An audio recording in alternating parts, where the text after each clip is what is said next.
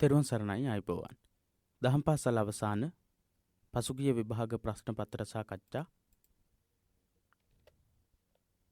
ශාසන ඉතිහාසයේ 2016-2017 අවුරුද්දේ ප්‍රශ්න පත්‍රයේ කොටස් අපි සාකච්ඡා කරන්නට සූදානම් වෙන්නේ.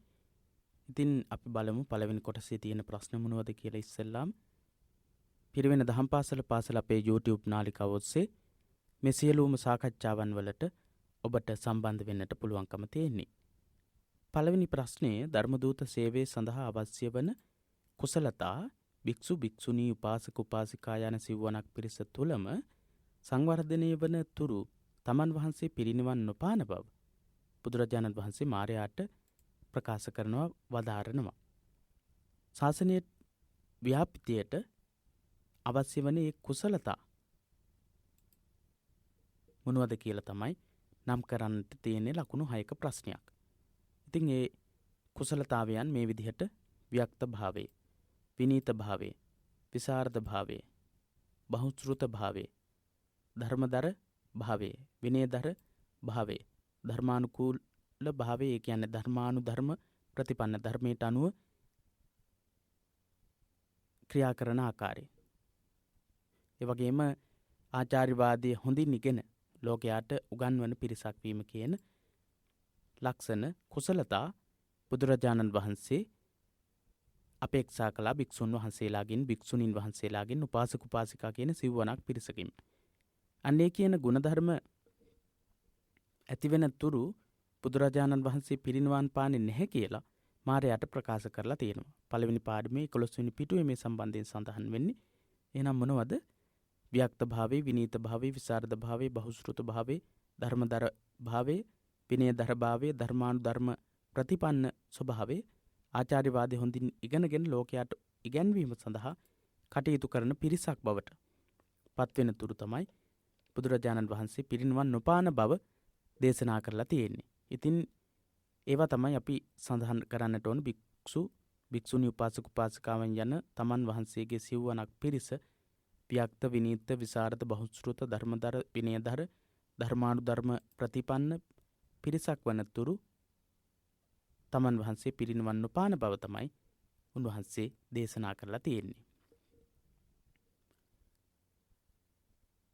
සිව්වණක් පිරිසකින්ම බුදුරජාණන් වහන්සේ බලාපොරොත්තු වෙච්ච කුසලතාවයන් තමයි ඒ කුසලතාවයන්. ඊළඟට ධර්මදූත සේවයේ දී අන්‍ය ලබ්ධිකයෝ බුදුරදුන්ටත් ශ්‍රාවකයන්ටත් විවිධ විරෝධතා හා බාධා එල්ල කළහ යන ප්‍රකාශය තහවුරු කරන්න. 11 පළවෙනි පාඩමේ 8 වෙනි පිටුවේ මේ සම්බන්ධයෙන් සඳහන් වෙනවා මාතෘකාවක්. අන්‍ය සාමයික කොටස් වලින් විරෝධතා පැන නැගීම කියන අනුමාතෘකාවේ තියෙන තොරතුරු. බුදුරජාණන් වහන්සේටත් ශ්‍රාවකින් වහන්සේලාටත් ඒ වගේ හිරිහැර කරදර බාධක එල්ල වෙනවා ධර්මදූත කාර්යය සිදු කරගෙන යද්දී. ඉතින් බුදුරජාණන් වහන්සේගේ ධර්මදූත සේවාව ශීඝ්‍රයෙන් ව්‍යාප්ත වෙනවාත් එක්කම මේ අන්‍ය සාමයික ශාස්ත්‍රවරුන්ගේ බැතිමත් පිරිස් 100,000 ගණනින් බුදුරජාණන් වහන්සේගේ ශ්‍රාවකීන් බවට පත්වෙන්නට පටන් ගත්තා. ඒ නිසා ඒ සාමයික පිරිස් කල්පනා කළා බුදුරජාණන් වහන්සේට ආවර්තනීය මායාවක් තියෙනවා කියලා. එක් අවස්ථාවකදී චෝදනා කරනවා බද්දිය කියන ලිච්ඡවි රජතුමා, ස්වාමීනි ඔබ වහන්සේ මිනිස්සුන් ඇදගැනීමේ මායාවක් දන්නේ දැයි විමසා සිටින අංගුත්තර නිකායේ බද්දිය සූත්‍රයේ මේ සඳහන් වෙන්නේ, මේ පිළිබඳව සඳහන් වෙනවා. ඉතින් ඒ බද්දිය ලිච්ඡවි රජතුමා ඒ විදිහට අහන්නේ බුදුරජාණන් වහන්සේට ඒ වගේ මායාවක් තියෙනවද කියලා. ඒ වගේම තමයි මේ වගේ මායාවක් තියෙනවා කියලා චෝදනා එල්ල වෙලා තිබුණා. ඉතින් බුදුසසුනේ පැවිදි වෙන අයගේ සංඛ්‍යාව ශීඝ්‍රයෙන් වැඩි වෙනකොට සමහර පිරිස් බුදුරජාණන් වහන්සේට විරුද්ධව උද්ඝෝෂණ ඇති කරන්නට කටයුතු සිද්ධ කරපු බව විනය මහා වග්ගයේ සඳහන් වෙනවා. විනය මහා වග්ග පාළියේ ඒ පිළිබඳව සඳහන් වෙනවා. ශ්‍රමණ ගෞතම තෙමේ පවුල් වඳ කිරීම පිණිස, වැඳබුවන් නැති කිරීම පිණිස, කුල නැසීම පිණිස වැඩ කරන කෙනෙක් කියලා බුදුරජාණන් වහන්සේට ඒ විදිහේ චෝදනා, ඒ වගේම විරෝධතා ඇති වුණා. ඒ වගේම තමයි දහසක් ජටිලයන් මහාන කළා, සංජය අතවැසි 250ක් පරිබ්‍රාජකයන් පැවිදි කළා. ඊළඟට කවුරුන් මහාන කරાવી දැයි දන්නේ නැහැ යනුවෙන් මිනිස්සු බුදුරජාණන් වහන්සේට දොස් නගන්නට පටන් අරන් තිබුණා. ඒ විදිහේ විරෝධතා බුදුරජාණන් වහන්සේටත් ශ්‍රාවකීන් වහන්සේලාටත් නිරන්තරයෙන්ම එල්ල වෙලා තියෙනවා. ඉතින් ඒ එල්ල වෙච්ච විරෝධතා පෙළගස්වලා නිර්මාණාත්මක පිළිතුරක් අපිට ගොනු කරන්නට පුළුවන්කම තියෙනවා. ඊළඟ ප්‍රශ්නයටත් අපි අවධානය යොමු කරමු.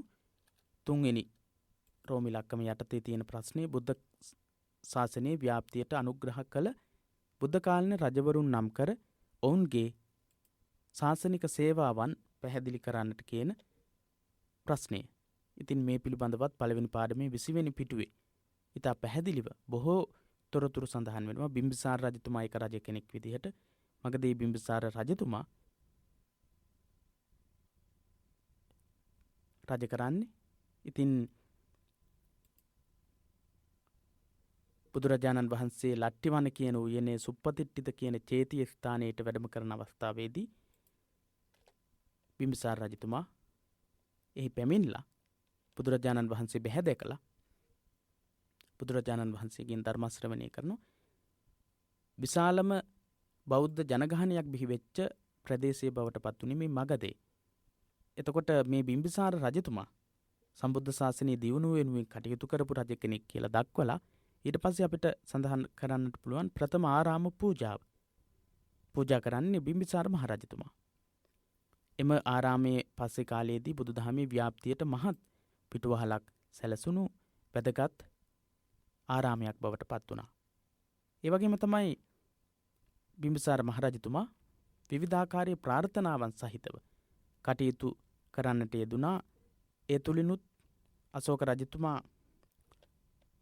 බිම්බිසාර රජතුමා බලාපොරොත්තු වෙලා තියෙනවා බුදුරජාණන් වහන්සේගේ ඒ ශාසනය සියලු තැන්වල ව්‍යාප්ත වෙමින් රජවරුන්ගේ අනුග්‍රහය ලබා ගනිමින් තමන්ගේ දේශය තුලත් මගධය තුලත් විශාල ධර්ම ප්‍රචාරක කටයුත්තක් සිද්ධ කරන එක ගැන ඉතාමත් කැමැත්තෙන් ඉඳලා තියෙනවා. ඒ විදිහේ අදහසකින් කටයුතු කරලා තියෙනවා. ඒ වගේම මේ සඳහා රජතුමා විවිධාකාරයේ අනුග්‍රහයන් පවත්වනවා. ඒ අතර තමයි වේළුවනාරාම පූජාව. ඒ වගේම ඊළඟට අජාසත් රජතුමා.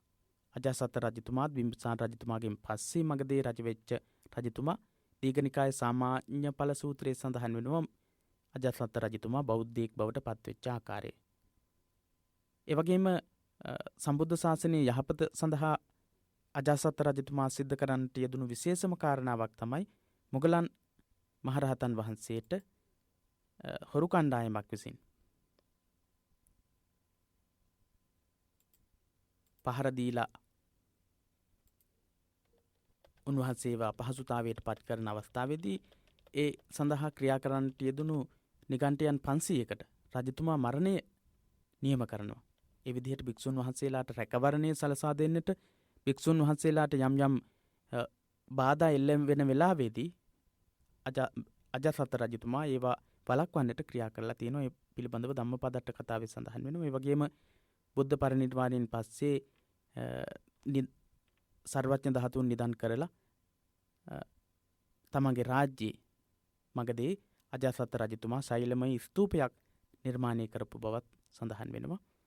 ඒ විදිහේ කටයුතු සම්බුද්ධ ශාසනය වෙනුවෙන් අජාසත් රජතුමා කරනවා. ඒ වගේම තමයි ප්‍රථම ධර්ම සංගීතයේ දායකත්වය දරන රජතුමා බවට පත් වුණෙත් අජාසත් රජතුමා. ඒ වගේම පසේ නදි කොසල් රජතුමා සම්බුද්ධ ශාසනය වෙනුවෙන් විශාල සේවයක් සිද්ධ කරන්නට යෙදුණු නිතරම බුදුරජාණන් වහන්සේගෙන් ධර්මය පිළිබඳව ශ්‍රවණය කරමින් ධර්මානුශාසනා ලබමින් රජ කරන්නට යෙදුණු රජ කෙනෙක් විදිහට දක්වන්නට පුළුවන්.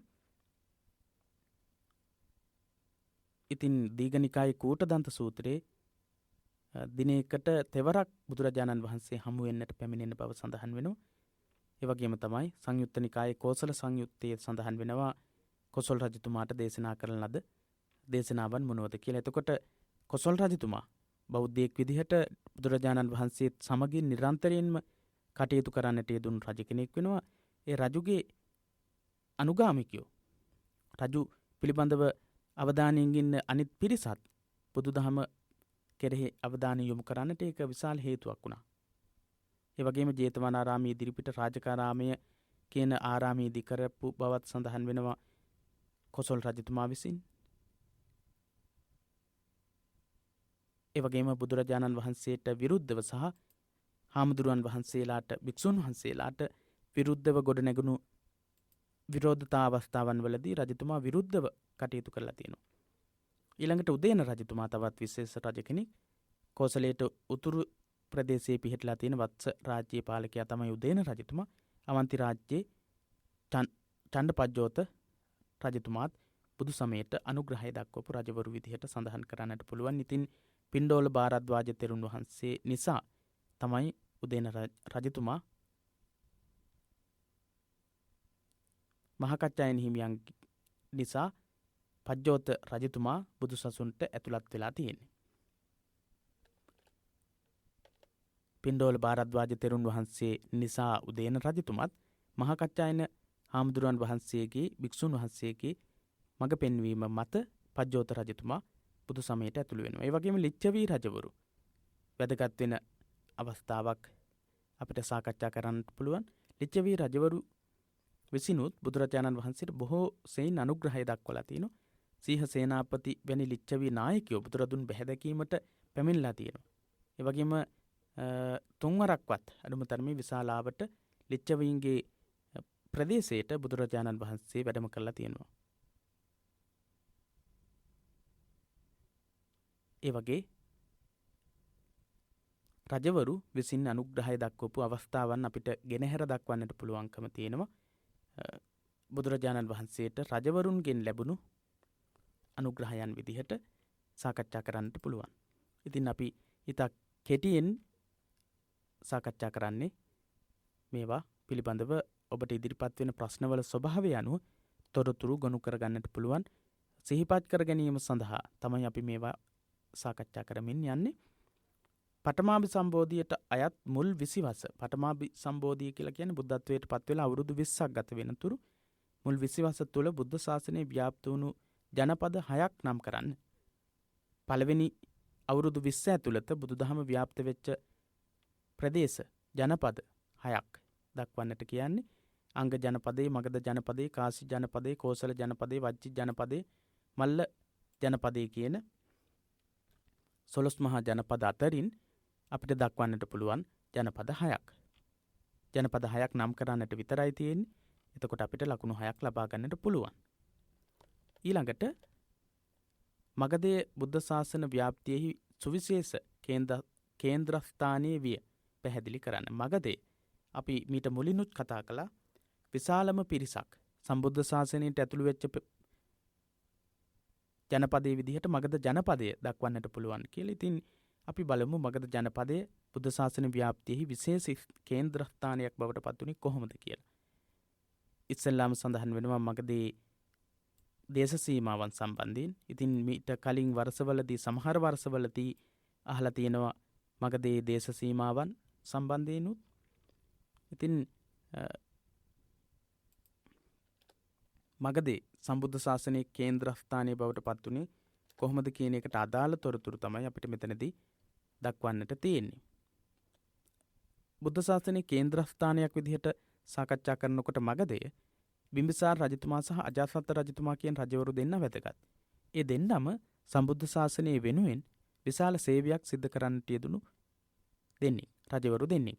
ඒ රජවරු දෙන්න ක්‍රියා කරන ආකාරයත් එක්ක මගධය තුල විශාල පිරිසක් සම්බුද්ධ ශාසනයට ඇතුළු වෙන්නට ක්‍රියා කරනවා. විශේෂයෙන් ගත්තොත් එහෙම උර්වල් කාශ්‍යප, නදී කාශ්‍යප, ගයා කාශ්‍යප කියන මේ තුන්බෑ ජටිලයන් සම්බුද්ධ ශාසනයට ඇතුළත් වෙලා තියෙන්නේ. සම්බුද්ධ ශාසනයේ ව්‍යාප්ත වෙච්ච කේන්ද්‍රස්ථානයක් විදිහට සලකන්නට පුළුවන් මගධයේ ඉඳලා. මේ නායකයෝ තුන්දෙනාම විශාල පිරිසක්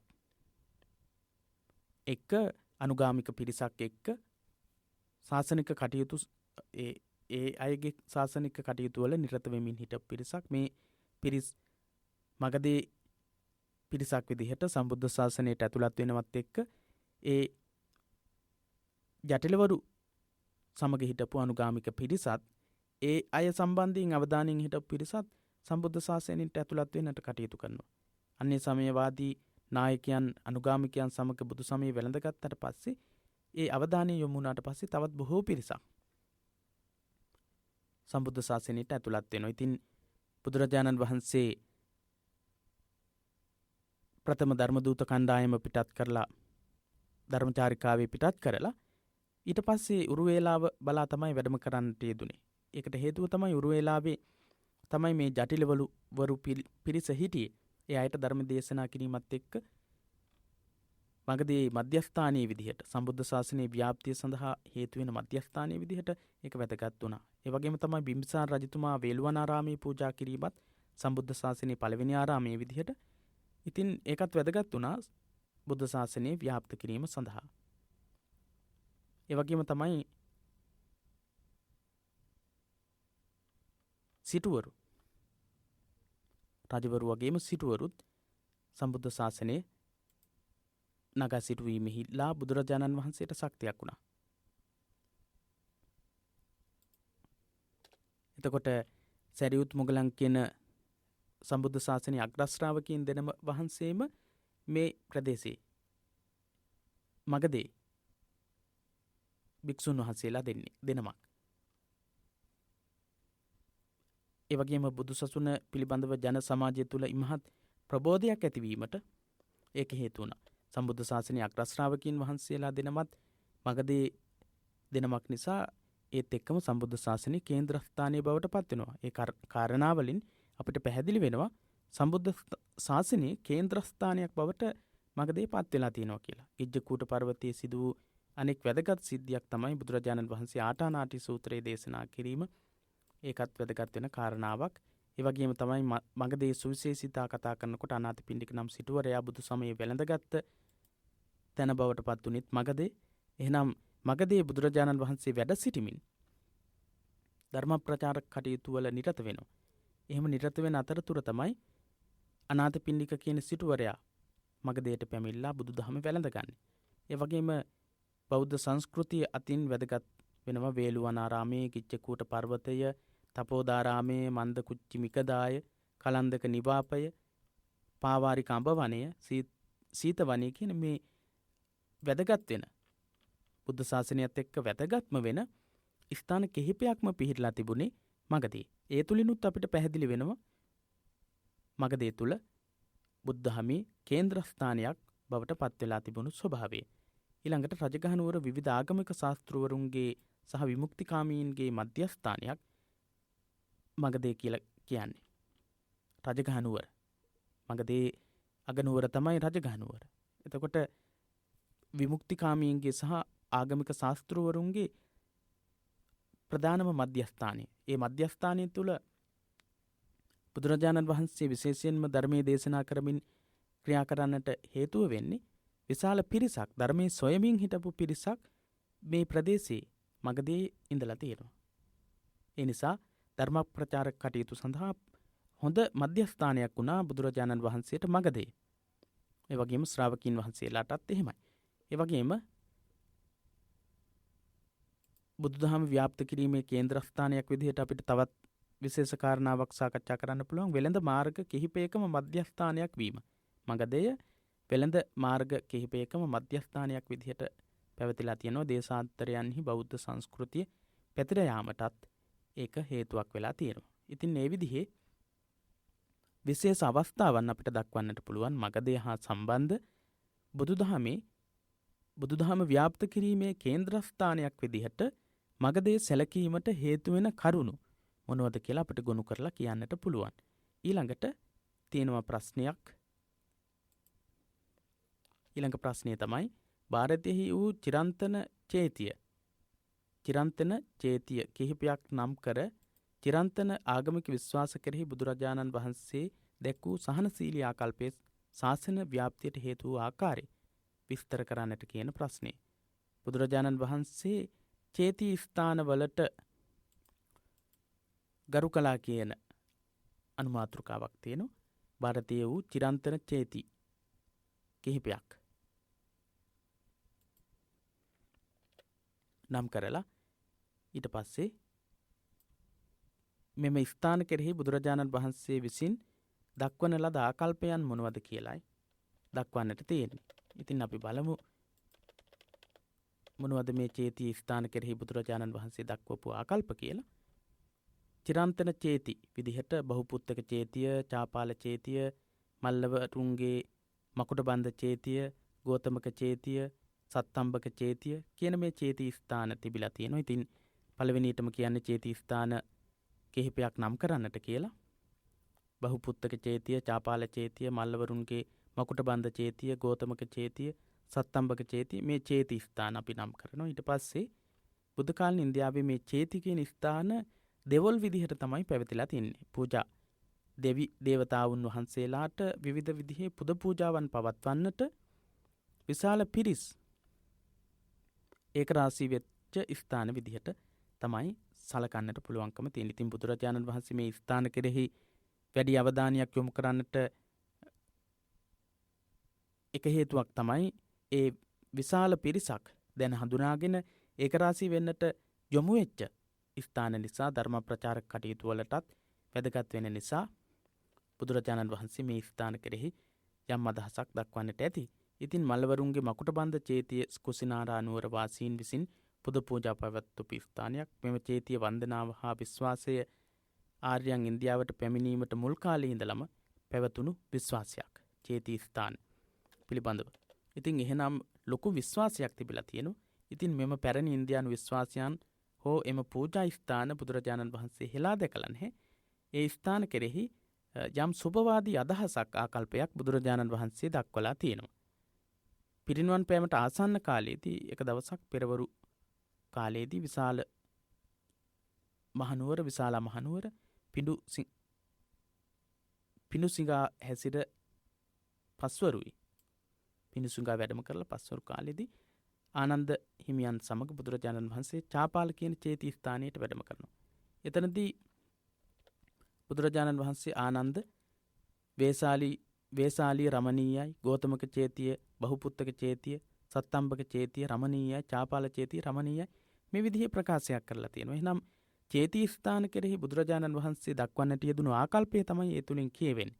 ආනන්ද වේසාලී රමණීයයි, ගෝතමක චේතිය, බහුපුත්තක චේතිය, සත්තම්බක චේතිය රමණීයයි, චාපාල චේතිය රමණීයයි. මේ වගේ ප්‍රකාශ වලින් පැහැදිලි වෙනවා බුදුරජාණන් වහන්සේ මේ ස්ථාන කෙරෙහි දක්වන ලද ආකල්පය. ඒ වගේම තමයි එම ස්ථානවල පැවති රමණීයත්වය අගය කළ බව පරිනිර්වාණ කියන සූත්‍රයේ පරිනිබ්බාන සූත්‍රයේදී දීඝනිකායේ පරිනිබ්බාන සූත්‍රයේ සඳහන් වෙලා තියෙනවා. ඒ වගේම චේති ස්ථානවලටද බුදුරජාණන් වහන්සේ වැඩම කරලා තියෙනවා. ඒ වගේම චේති ස්ථානවලට එහි බිලි පූජා සඳහා පැමිණි ජනතාවට බුදුරජාණන් වහන්සේ ධර්මීය දේශනා කරන්නටත් යොමු වෙච්ච අවස්ථාවන් තියෙනවා. ඒ වගේම තමයි අපරිහානීය ධර්ම දේශනා කරන බුදුරජාණන් වහන්සේ වජ්ජීන් පෙරපටන් චේතිය පූජාව චේති ස්ථානවලට ගරු කිරීම කරන බව ඔවුන්ගේ නොපිරිහීමට හේතුවක් විදිහටත් සප්ත අපරිහානීය ධර්මවලදී දේශනා කරලා තියෙනවා. මෙම චේතිය පූජා වැනි චාරිත්‍ර ඉස්සර කාලේ ඉඳලම පැවතුණු දේවල් නිසා බුදුරජාණන් වහන්සේ ඒ ස්ථාන කෙරෙහි සහනශීලී අදහසක් දක්වලා තියෙනවා. ඒ වගේම තමයි ඒ ස්ථානවලදී සිදුවෙන බලිබිලි පූජාවන් ගැන බුදුරජාණන් වහන්සේ එකඟත්වයේ පළ කරලා නැහැ. හැබැයි මේ ස්ථාන කෙරෙහි බුදුරජාණන් වහන්සේ යම් කිසි සහනශීලී අදහසක් දක්වලා තියෙනවා. ඒ පිළිබඳව ඒ විදිහේ කරුණු සංග්‍රහ කිරීමක් අපිට කරන්නට පුළුවන්. ඊළඟ ප්‍රශ්නයත් අපි බලමු. ඒහි භික්ෂු ප්‍රවෘජ්ජාව ලද සය නමක් නම් කර ඒහි භික්ෂු ප්‍රවෘජ්ජාව ඉල්ලා සිටීමේ ප්‍රකාශයත් එම ප්‍රවෘජ්ජාව ලබා දීමේ ප්‍රකාශයත් සඳහන් කරන්න. ඒහි භික්ෂු ප්‍රවෘජ්ජාව ලද 6 නමක් සඳහන් කරන්නට ඕනේ. වගේම තමයි ඒහි භික්ෂු මහණ උපසම්පදාව ඉල්ලන ආකාරය සහ ලබා දෙන ආකාරය දක්වන්නට තියෙන ලකුණු 6ක ප්‍රශ්නයක් අපි බලමු. ඒහි භික්ෂු ප්‍රවෘජ්ජාව ලද 6 නමක් දක්වනකොට අඤ්ඤා කොණ්ඩඤ්ඤ මහරහතන් වහන්සේ, වප්ප තෙරුන් වහන්සේ, බද්දිය තෙරුන් වහන්සේ, මහා නාම තෙරුන් වහන්සේ, අස්සජී තෙරුන් වහන්සේ, ඒ වගේම තමයි යස තෙරුන් වහන්සේ. යස තෙරුන් වහන්සේ යස කුල පුත්‍රයා එහි භික්ෂු මහාන උපසම්පදාවට පත් වෙනවා. ඉතින් ඒ වගේම ඔහුගේ යහළු මිත්‍ර සුබාහු පුන්නජි ගවම්පති මේ කියන යාළුවෝ, ඒ වගේම ඒ යාළුවෝ 54 දෙනා.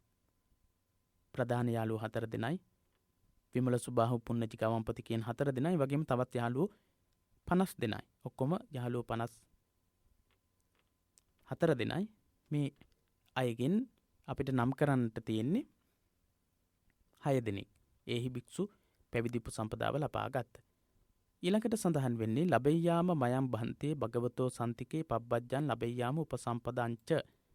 ඒක තමයි උපසම්පදාව එහි භික්ෂු මහාන උපසම්පදාව ඉල්ලීමේ ප්‍රකාශය. ඉල්ලීමේ වාක්‍යය. ලබෙය්‍යාම මයම් බහන්තේ භගවතෝ සන්තිකේ පබ්බජ්ජං ලබෙය්‍යාම උපසම්පදංච. ලබෙය්‍යාම මයම් බහන්තේ භගවතෝ සන්තිකේ පබ්බජ්ජං ලබෙය්‍යාම උපසම්පදංච කියන ප්‍රකාශය. ස්වාමීනි, අපි භාග්‍යවතුන් වහන්සේ සමීපේ පැවිදි උපසම්පදාව ලබන්නෙමු කියන ප්‍රකාශය.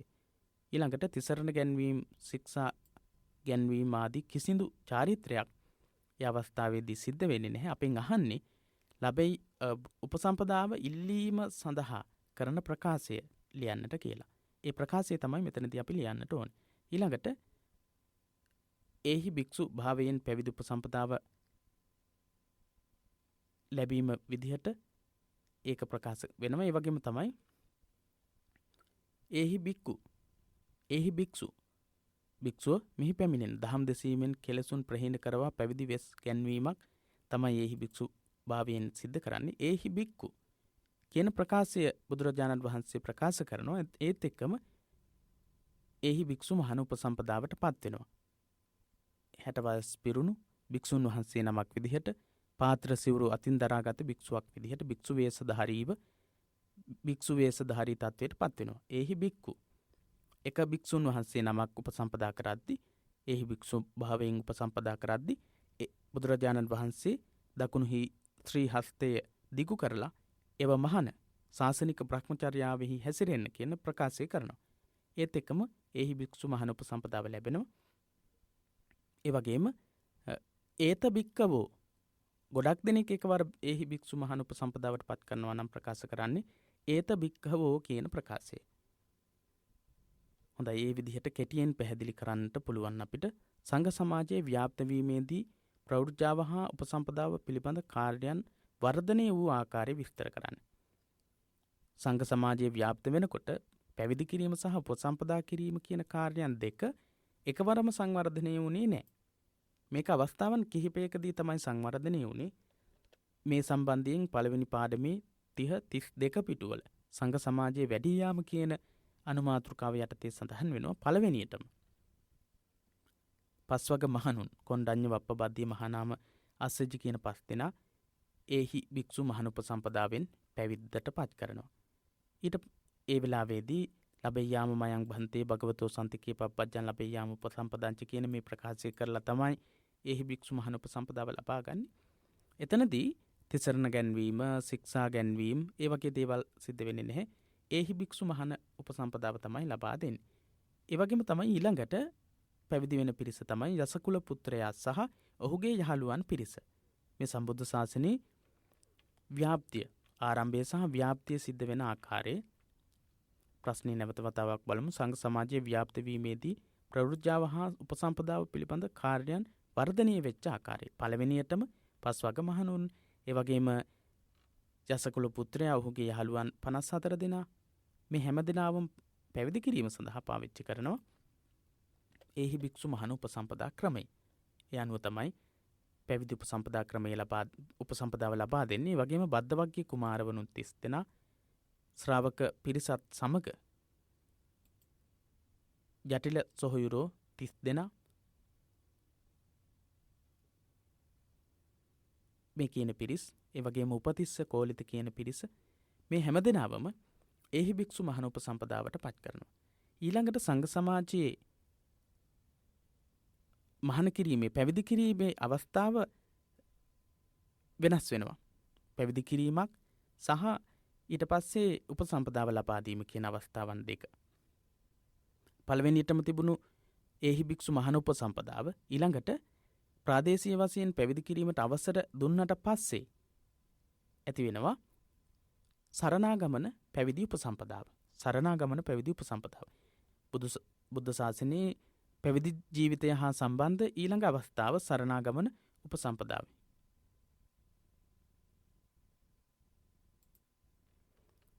පැවිදි කිරීමේ අධිකාරිය මුලින්ම ලැබිලා තිබුණේ බුදුරජාණන් වහන්සේට විතරයි. ඒ කියන්නේ එහි භික්ෂු මහණ උපසම්පදාව ලබා දෙන්න පුළුවන් බුදු කෙනෙක්ට පමණයි. ඒ తත්වය ගොඩක් ගැටලුවක් බවට පත් වුණා. මොකද ධර්ම දූතයන් වහන්සේලා පිටත් කරලා යවුවට පස්සේ උන්වහන්සේලා විවිධ ප්‍රදේශවල වැඩම කරමින් ධර්ම දේශනා කරමින් ධර්ම අවබෝධය ඇති කරනවා. ඒත් එක්කම පැවිදි භාවයට පත් වෙන්න බොහෝ පිරිසක් ඒක රාශි වෙනවා. ඒ පිරිසව බුදුරජාණන් වහන්සේ සමීපයට එකතු කරගෙන එන්නට ඕනේ එහි භික්ෂු මහණ උපසම්පදාව ලබා දෙනවා. ඒ නිසා ගැටලුවක් මතුවුණා.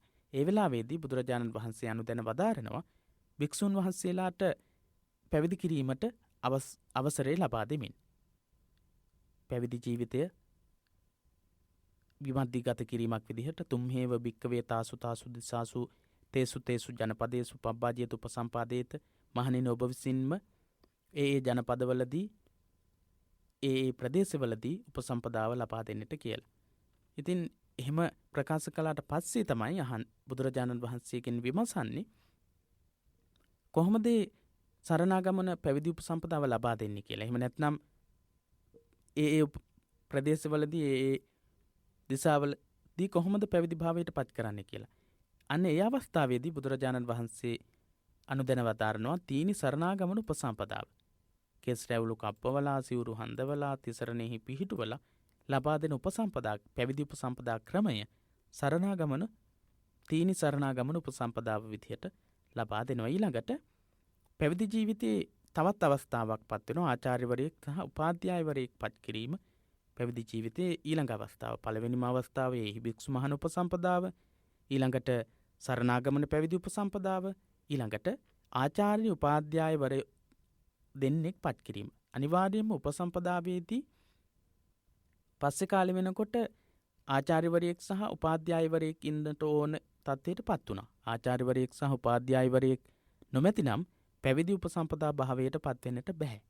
ඉතින් ආචාර්ය උපාධ්‍යාය අන්තේවාසික සද්ද විහාරික කියන මේ අවස්ථාවන් 4 ඇති වෙන්නේ අන්න ඒකත් එක්ක. ඒ කියන්නේ කාලයක් ගත වෙනකොට භික්ෂුන් වහන්සේලාගේ හික්මීම සරණාගමන පැවිදි උපසම්පදාව ලබා දීලා උන්වහන්සේලාට ශාසනික වත්පිළිවෙත් හැදෑරීම සඳහා අවස්ථාවක් පිළිබඳව සඳහන් වෙන්නේ නැහැ. ඒ අවස්ථාවේදී බුදුරජාණන් වහන්සේ ආචාර්යවරයෙකු උපාධ්‍යායවරයෙක් සහ ආචාර්යවරයෙක් උපාධ්‍යායවරයෙක් පත් කරනවා. එතකොට ආචාර්යවරයා සමීපයේ සිටින ආචාර ධර්ම වත්පිළිවෙත් හදාරමින් කටයුතු කරන ශිෂ්‍යයා අන්තේවාසිකයා බවට පත් වුණා. ඒ වගේම උපාධ්‍යායවරයා යටතේ හික්මෙන ශිෂ්‍යයා සද්ද විහාරික විදිහට හඳුන්වන්නට යෙදුණා. ඒ විදිහට පියපුතු සංකල්පයෙන් යුක්තව ක්‍රියා කරන පිරිසක් බවට පත් වුණා. පිරිසක් වශයෙන් භික්ෂු සමාජයේ වැඩි යත්ම තිසරණ ගමන උපසම්පදාවට වඩා සංවිධානාත්මක වැඩපිළිවෙලක් අවශ්‍යයි කියන අදහස ඇති වුණා. අන්න ඒත් එක්ක තමයි බුදුරජාණන් වහන්සේ ඊළඟ අවස්ථාව ඇති කරන්නේ ඤත්ති චතුත්ථකම්ම උපසම්පදාව. මේ ඤත්ති චතුත්ථකම්ම උපසම්පදාවේදී තමයි අනිවාර්යයෙන්ම පැවිදි භාවයට උපසම්පදා භාවයට පත් කරද්දී ආචාර්යවරයෙක් සහ උපාධ්‍යායවරයෙක් සිටින්නට ඕන කියන අදහස ඇති වුණේ. ඤත්ති චතුත්ථකම්ම උපසම්පදාව අවස්ථාවේදී තමයි ආචාර්යවරයෙක් සහ උපාධ්‍යායවරයෙක් ඉන්නට ඕන කියන තැනටපත් වුණේ. ඒ අනුව පැවිදි උපසම්පදාව ක්‍රම දෙකකට සකස් වෙනවා. සාමණේර භාවය සහ උපසම්පදා ලාභය කියලා. පැවිදි භාවයට පත් වෙලා අවුරුදු 20ක් ගත වෙන තුරු ආචාර්යවරයා යටතේ උපාධ්‍යායවරයාගේ අනුශාසනා ලැබමින් ශාසනික වත්පිළිවෙත් පුරුදු වෙන කාල සීමාව වුණා. ඊට පස්සේ අවුරුදු 20ක් සම්පූර්ණ වුණාම ධර්ම විනය හදාරලා භික්ෂුන් වහන්සේලා ඉදිරියේදී සීමාවකදී භික්ෂුන් වහන්සේලා ඉදිරියේදී උපසම්පදා ලාභයට පත් වෙන තත්ත්වයට පත් වුණා. ඒ විදිහට පැවිදි උපසම්පදා භාවය ක්‍රමයෙන් වර්ධනය වෙලා ආපු ආකාරයේ අපිට සාකච්ඡා කරන්නට පුළුවන්කම තියෙනවා. සම්බුද්ධ ශාසනයේ වර්ධනීය අවස්ථාවන් විදිහට සාකච්ඡා කරන්නට පුළුවන්. ඊළඟට භික්ෂු ජීවිතයේ අරමුණු වලට ප්‍රතිවිරුද්ධ සිදුවීම් වැළැක්වීමට හා පාලනයට විනය නීති පැනවිනි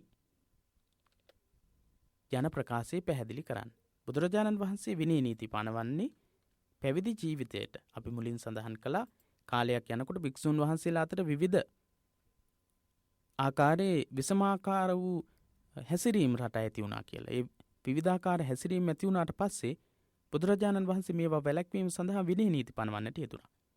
භික්ෂුන් ජීවිතයේ අරමුණු වලට විරුද්ධව කටයුතු කරන්නට යෙදුණු නිසා ඒවා පාලනය කිරීම සඳහා බුදුරජාණන් වහන්සේට විනය නීති පනවන්නට සිද්ධ වුණා.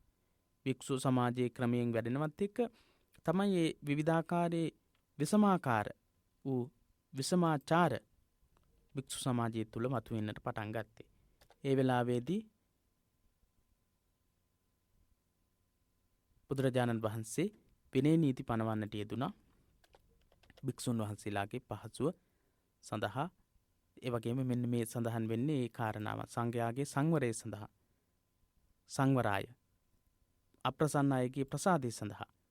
අපසන්නානංවා පසාදාය ප්‍රසන්න අයගේ වැඩි ප්‍රසාදය සඳහා. පසන්නානංවා බිහියෝ භාවය සද්ධර්මයාගේ චිර පැවැත්ම සඳහා. සද්ධම්මට්ඨිතිය සද්ධර්මයේ පැවැත්ම සඳහා විනය නීති පනවන්නට සිද්ධ වුණා. විනය නීති පනවලා භික්ෂුන් වහන්සේලාගේ හික්මීම ඇති කරවන්නට, හික්ම විය යුතු පුද්ගලයන් හික්මවන්නට තමයි බුදුරජාණන් වහන්සේ විනය නීති පනවලා තියෙන්නේ. ඊළඟට 4 වෙනි ප්‍රශ්නේ රෝමිලකම් 1 නිගණ්ඨනාථ පුත්ත ශාස්ත්‍රූවරයාගේ අභාවයෙන් නිගණ්ඨ පිරිස දෙකඩ වූ පසු ආනන්ද තෙරුන් චුන්ද හිමියන් සමග බුදුරදුන් හමුවීමට ගොස් ඒ බව දැන්නූ විට බුදුරදුන් දුන් උපදෙස් සඳහන් කරන්න.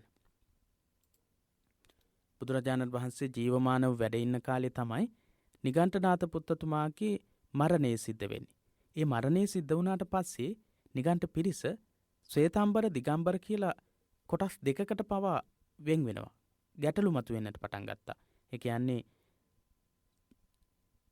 ශාස්ත්‍රූවරයා නැති වුණාට පස්සේ ශ්‍රාවක පිරිස අතර ගැටලු ඇති වුණා. ඒ ගැටලුත් එක්ක වර්ගීකරණ යන් වලට කොටස් වලට බෙදුණා. ඒ වෙලාවේදී බුදුරජාණන් වහන්සේ හමුවට චුන්ද හාමුදුරුවන් වහන්සේත් චුන්ද තෙරුන් වහන්සේත් ආනන්ද තෙරුන් වහන්සේත් වැඩම කරලා මේ පිළිබඳව දැනුම් දෙනවා. ඒ වෙලාවේදී බුදුරජාණන් වහන්සේ ඊටා වැදගත් වෙන ප්‍රකාශයක් සිදු කරනවා. ඒ වගේම තමයි ඒ ප්‍රකාශයට අනුව තමයි පස්සේ කාලයේදී සිද්ධ වෙච්ච සියලුම සංගායනාවන් සිද්ධ වෙන්නේ. බුදුරජාණන් වහන්සේ මෙන්න මෙහෙමයි ප්‍රකාශ කරලා තියෙන්නේ. ප්‍රකාශය තමයි සඳහන් කරන්නට කියලා කියන්නේ. චුන්ද මා විසින් මනාව අවබෝධ කොටගෙන යම් ධර්මයක් දේශනා කරන ලද්දේද එම ධර්මය සියල්ලෝම එක්රැස්ව අර්ථයෙන් අර්ථය ව්‍යංජනයෙන් ව්‍යංජනය සසඳමින් සංගායනා කළ යුතුය, විවාද නොකළ යුතුය. එය මේ බ්‍රහ්මචර්යාව ශාසනය බොහෝ ජනයාගේ හිතසුව පිණිස, ලෝකයට අනුකම්පා පිණිස, දෙව් මිනිසුන්ගේ යහපත පිණිස, වැඩ පිණිස, සුව පිණිස බොහෝ කල් පැවැත්ම සඳහා හේතු වන්නේ. චුන්ද මා විසින් මනාව අවබෝධ කොටගෙන දේශනා කරපු ධර්මය, පනවපු විනය හැමදිනාම එක්රැස් වෙලා අර්ථයෙන් අර්ථය ගලපමින් ව්‍යංජනය සසඳමින් සංගායනා කරන්න, ඒ ඇරෙන්නට විවාද කරන්නට, ගැටලු ඇති කරගන්නට යන්නට එපා. මේ උතුම් වූ ධර්මයාගේ පැවැත්ම සඳහා, ලෝකයාගේ යහපත සඳහා, සම්බුද්ධ ශාසනය තුළින් ලෝකයාට යහපත උදා කර ගැනීම සඳහා ඒක හේතුවක් වෙනවා කියන අනුශාසනාව බුදුරජාණන් වහන්සේ අවස්ථාවේදී සඳහන් කරන්නේ. නිගණ්ඨනාථ පුත්තතුමාගේ අභාවයෙන් පස්සේ නිගණ්ඨ පිරිස ගැටලු ඇති කරගන්න වෙලාවේදී චුන්ද තෙරුන් වහන්සේ සහ ආනන්ද තෙරුන් වහන්සේ ගිහිල්ලා වැඩම කරලා බුදුරජාණන් වහන්සේට දන්වපු වෙලාවේ බුදුරජාණන් වහන්සේ මෙන්න මේ විදිහේ අවවාදයක් තමයි ලබා දුන්නේ. ඉතින් මේ වචන වලින්ම ඔබට මතක තියාගන්නට බැරි වේවි.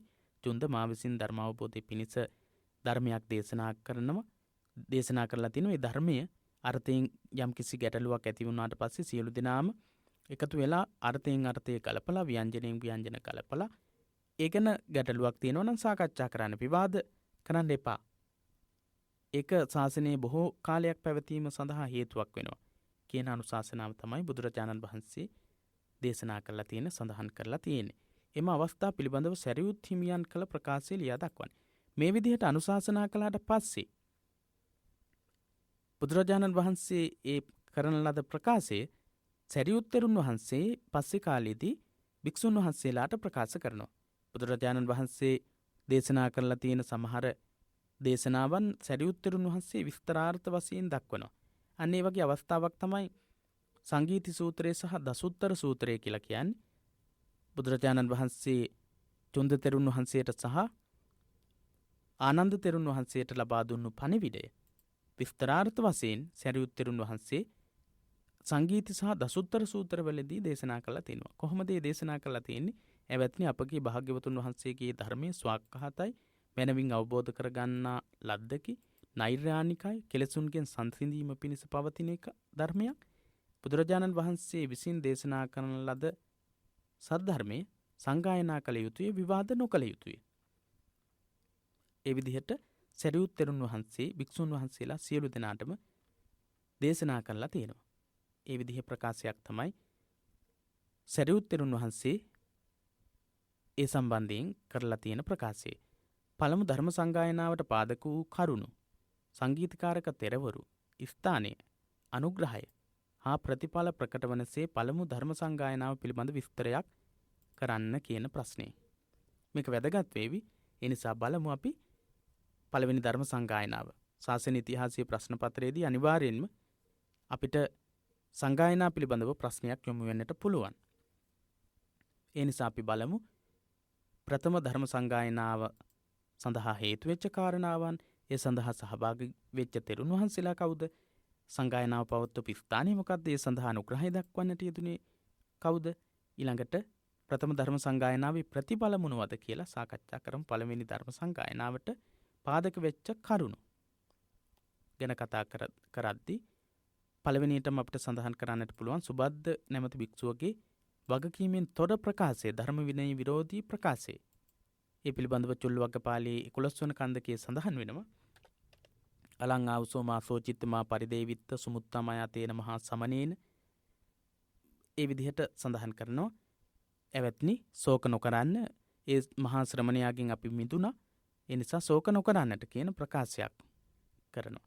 ඒ අවස්ථාවේදී කුසිනාරානුවර බලා බුදුරජාණන් වහන්සේගේ පිරිනිවන් මංචකයට කාශ්‍යප තෙරුන් වහන්සේ වැඩම කරමින් හිටියේ. අතරමඟදී තමයි මේ ප්‍රකාශය මහා කාශ්‍යප තෙරුන් වහන්සේට අහන්නට ලැබෙන්නේ.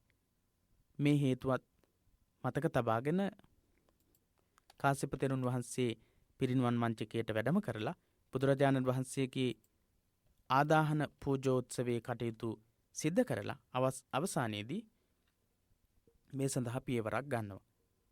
මේ තමයි සුබද්ද කියන අලජ්ජි භික්ෂූන් වහන්සේගේ ප්‍රකාශය. එවත්නි ශෝක නොකරව, නොවැළපෙව්. ඒ මහා ශ්‍රමණයාගෙන් අපි හොඳින් මිදුණෙමු. මේ තොපට කැපය ඉදං වූ කප්පති, මේ අකපයයි නීති පැනවීමෙන් ඉදං වූ කප්පති ඉදං වූන කප්පති අපි පීඩා වින්දමු. මේ වගේ අපි පීඩා වින්දා. දැන් අපි යමක් කැමති නම් එය කරන්නෙමු. යමක් නොකමැති නම් එය නොකරන්නෙමු කියන ප්‍රකාශය තමයි සුබද්ද භික්ෂුව විසින් කරන ලද ප්‍රකාශය. මෙන්න මේ ප්‍රකාශය ශාසනයේ යම් ගැටලුවක්, ප්‍රශ්නයක් ඇතිවීම සඳහා හේතු වෙනවා කියන එක තේරුම් අරගෙන මහා කාශ්‍යප තෙරුන් වහන්සේ ප්‍රධාන තෙරුන් වහන්සේලා ඒ සඳහා තමයි සංගායනාව පවත්වන්නේ.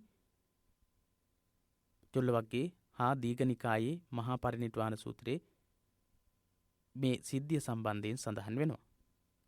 ඒ වගේම තමයි තවත් හේතු මහා කාශ්‍යප හාමුදුරුවන් වහන්සේ අමතලා පිටකයන් රැස්කොට තබන ලෙස බුදුරජාණන් වහන්සේ දේශනා කළා තියෙනවා. ඒ සුරකින් ලෙස දෙවියන්ට බාර කරපු බවත් අශෝක අවදානය කියන ග්‍රන්ථයේ සඳහන් වෙනවා. මහායානික ග්‍රන්ථයක්.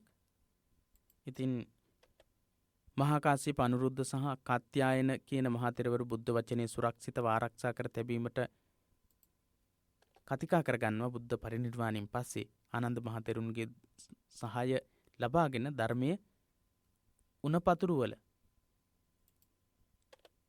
සහ සිලික් රෙදිවල ලියා තිබූ බව චීන වාර්තාවල සඳහන් වෙනවා කියලා සඳහන් වෙනවා. ඉතින් ඒ විදිහේ තොරතුරුත් සඳහන් වෙනවා. ප්‍රථම සංගීතීය කැඳවීමේ ආසන්නම හේතුව විදිහට සුභද්‍ර භික්ෂුවගේ ප්‍රකාශය සඳහන් කරන්නට හැකියාව තියෙනවා. සුභද්‍ර භික්ෂූන් වහන්සේගේ ප්‍රකාශය ඒ වගේම තමයි බුද්ධ කාලයේදීම විවිධාකාරයේ ගැටලු ඇති කරන භික්ෂුන් වහන්සේලා හිටියා. විවිධ ගැටලු ඇති කරන භික්ෂුන් වහන්සේලා දේවදත්ත තෙරුන් වහන්සේ වගේම චබ්බග්ගී භික්ෂුන් වහන්සේලා මුන්වහන්සේලා විවිධාකාරයේ ගැටලු ඇති කළා.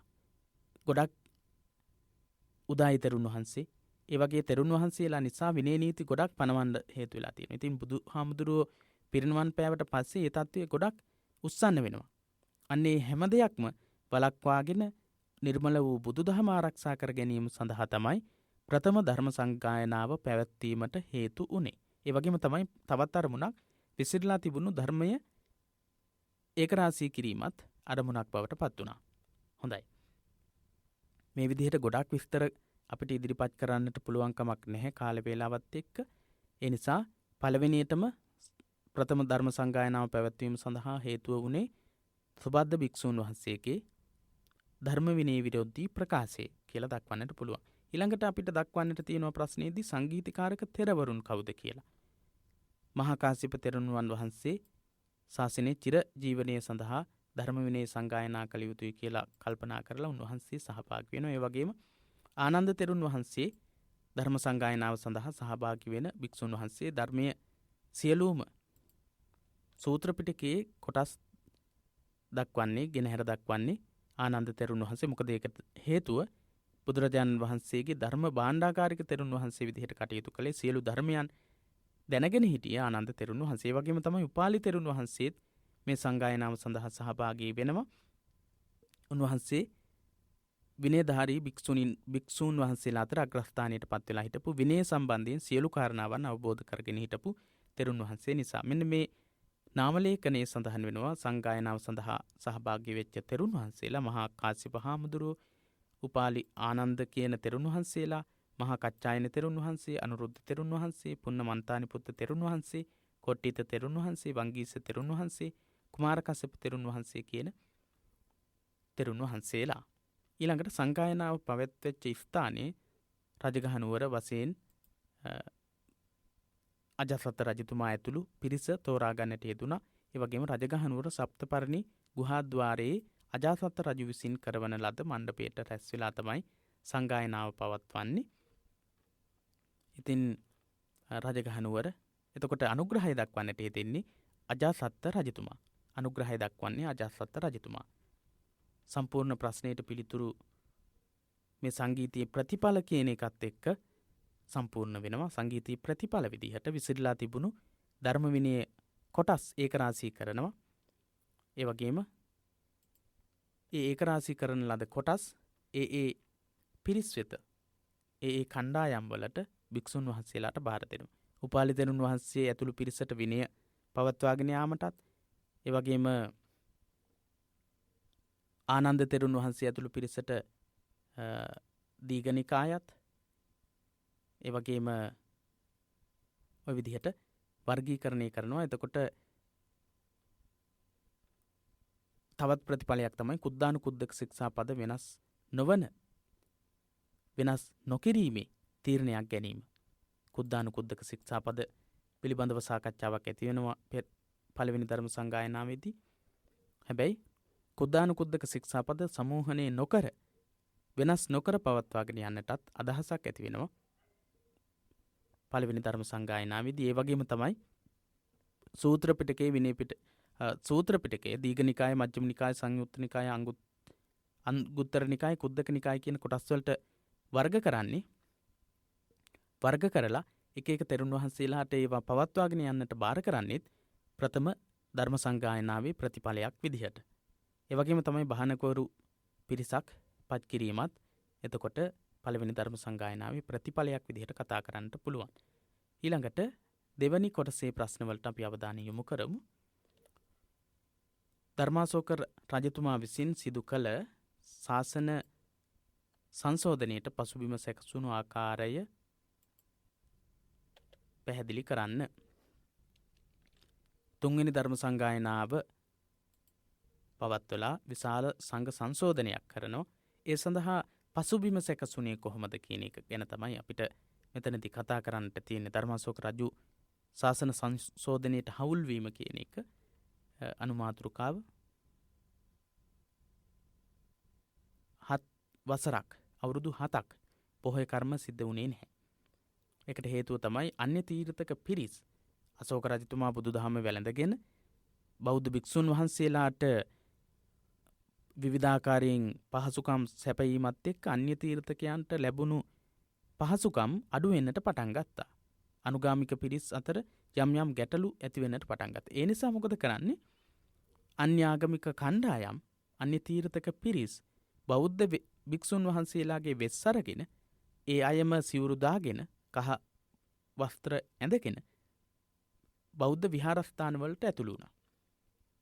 ඇතුළු වෙලා විවිධාකාරයේ වැරදි සහගත බුදුරජාණන් වහන්සේ දේශනා කරපු දේවල් වලට පටහැනි විවිධ ඒ අයගේ ආගමික ඉගැන්වීම් දේශනා කරන්නට පටන් ගත්තා. ඒ නිසා බෞද්ධ භික්ෂුන් වහන්සේලා පොහොය කිරීම ආදී කටයුතු වලින් බැහැර වෙලා සිටීමට තීරණය කළා. වසර 4ක්ම පොහොය කර්ම ආදී සිද්ධ කරපු නැති නිසා ඒ අවස්ථාවේදී අශෝක රජතුමා රජුගේ සහෝදරයෙක් වෙච්ච තිස්ස කියන තෙර කෙනෙකුගේ මැදිහත් වීම නිසා භික්ෂුන් වහන්සේ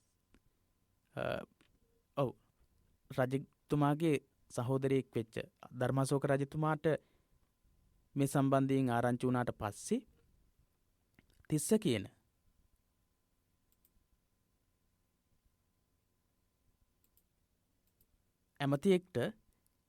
ඇමතිවරයෙක්ට රජතුමා පවරනවා භික්ෂුන් වහන්සේලාට පොහොය කර්ම කරන්නට කියලා ආරාධනා කරන්නට කියලා. ඒ වෙලාවේදී ඒ ඇමතියා ගිහිල්ලා භික්ෂුන් වහන්සේලාව ඝාතනය කරනවා. භික්ෂුන් වහන්සේලා කැමති වෙන්නේ නැහැ පොහොය කර්ම කරන්නට. ඒ බව ප්‍රකාශ කළාට පස්සේ ඇමතියා මොකද කරන්නේ? භික්ෂුන් වහන්සේලා සමූල ඝාතනයකට පත් කරනවා.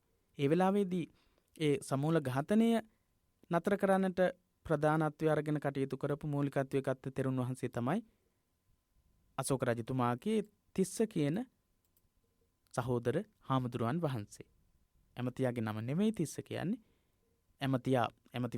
ඇමතිවරයෙක්ට තමයි රජතුමා පවරන්නේ භික්ෂුන් වහන්සේලාට පොහොය කර්ම කරන්නට කියලා කියන්නට කියලා. හැබැයි ඒ වෙලාවේදී භික්ෂුන් වහන්සේලා කැමති වුණේ නැහැ. කැමති වෙච්ච නැති නිසා මොකද කරන්නේ? ඇමතියා භික්ෂුන් වහන්සේලාව ඝාතනය කරනවා. ඒ ඝාතනය කරන අවස්ථාවේ ඒක නතර කරන්නට මුල් වෙනවා තිස්ස කියන රජතුමාගේ සහෝදර භික්ෂුන් වහන්සේ නමක්. ඉතින් රජතුමා මේ ගැන දිගින් දිගටම සොයා බලනවා. ඒ වෙනකොට මොග්ගලීපුත්ත තිස්ස කියන හාමුදුරුවෝ තෙරුන් වහන්සේ තමයි සාමාන්‍ය වගකිව යුතු භික්ෂුන් වහන්සේ බවට පත් වෙලා හිටියේ. ඉතින් රජතුමා උන්වහන්සේ සමීපයට වැඩම කරලා මේ ශාසනයට වෙලා තියෙන කාර්ය ගැන වෙලා තියෙන දේ ගැන විමසනවා. ඒ වෙලාවේදී තමයි අශෝක රජතුමාට මොග්ගලීපුත්ත තිස්ස තෙරුන් වහන්සේ සඳහන් කරන්නේ මෙන්න මේ වගේ තත්වයක් ඇති වෙලා තියෙනවා. අන්‍ය තීර්ථක පිරිස් කණ්ඩායම් සම්බුද්ධ ශාසනයට ඇතුළු වෙලා මේ වගේ විනාශයක් සිද්ධ කරනවා කියලා. ඒ වෙලාවේදී අශෝක රජතුමා තීරණය කරනවා ඒ තත්වයෙන් ශාසනය පිරිසිදු කරන්නට ඕන කියලා.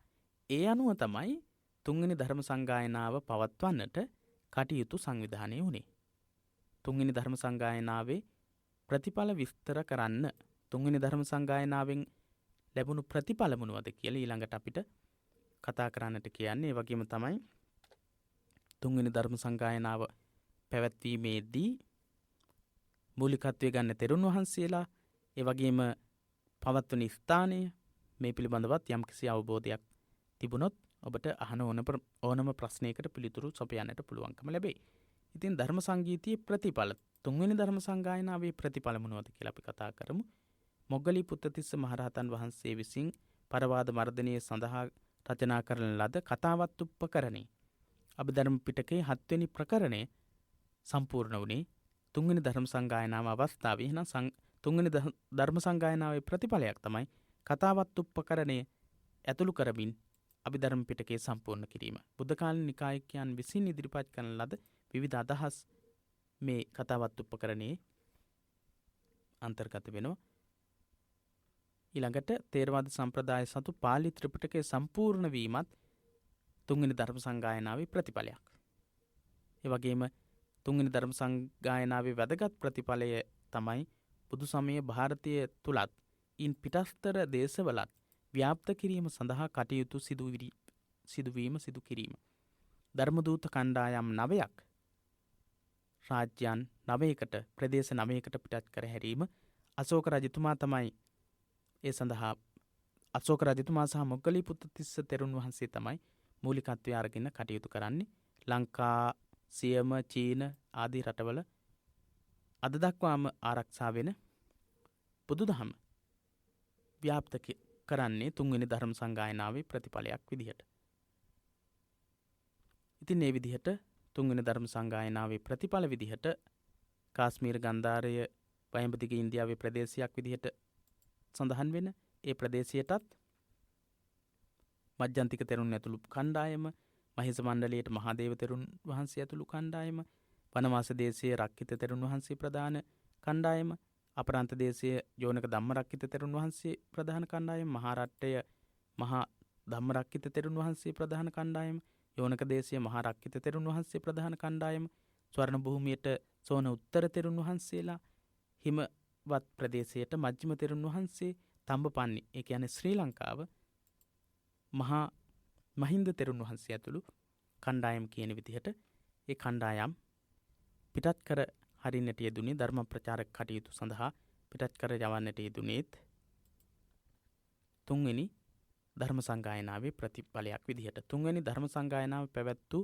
බව ඓතිහාසික සත්‍යයකි යන ප්‍රකාශයට පක්ෂව හා විපක්ෂව අදහස් දක්වන්න.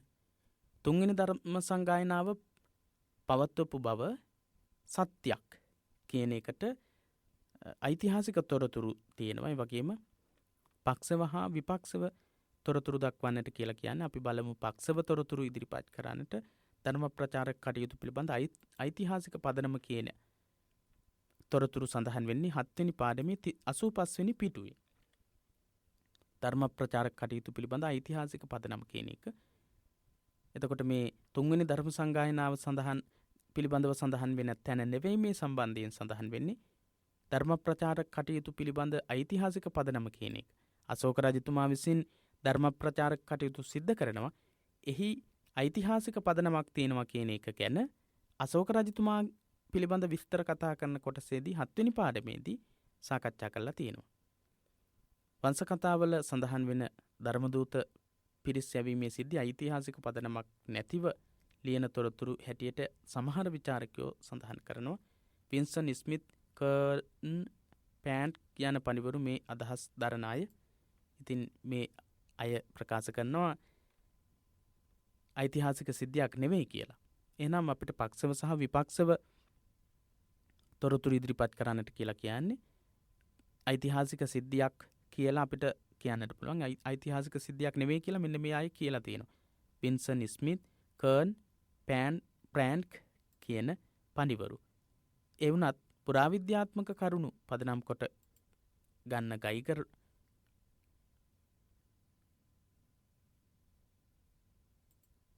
ඒ වගේම ගයිගර්, ලමින්ඩිච් මේ වගේ පඬිවරු තුන්වන සංගීතයෙන් පස්සේ ආරම්භ වූ ධර්මදූත ව්‍යාපාරේ ඓතිහාසික සිද්ධියක් විදිහට දක්වලා තියෙනවා. ඓතිහාසික සිද්ධියක් විදිහට ගෙනහැර දක්වලා තියෙනවා. ඒ ඓතිහාසික සිද්ධි තමයි ඓතිහාසික අවස්ථාවන් තමයි සාංචි ස්තූපවලට අයත් දෙවන ස්තූපයේ තිබිලා හම්බෙලා තියෙනවා.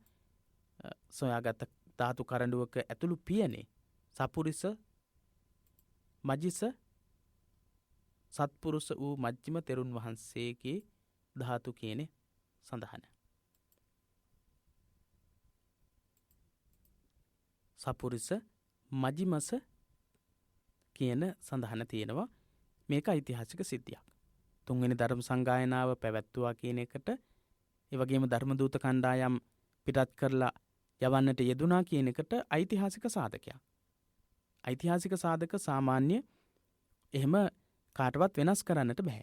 එහෙනම් සාංචි ස්තූප වලට අය දෙවන ස්තූපයේ තිබිලා හොයාගත්ත ධාතු කරඬුවක ඇතුළු පියනේ තිබෙන සපුරිස්ස මජ්ක්‍ධිමස කියන ප්‍රකාශය සත්පුරුෂ මජ්ක්‍ධිම තෙරුන් වහන්සේගේ කියන ප්‍රකාශය ඓතිහාසික කාරණාවක්.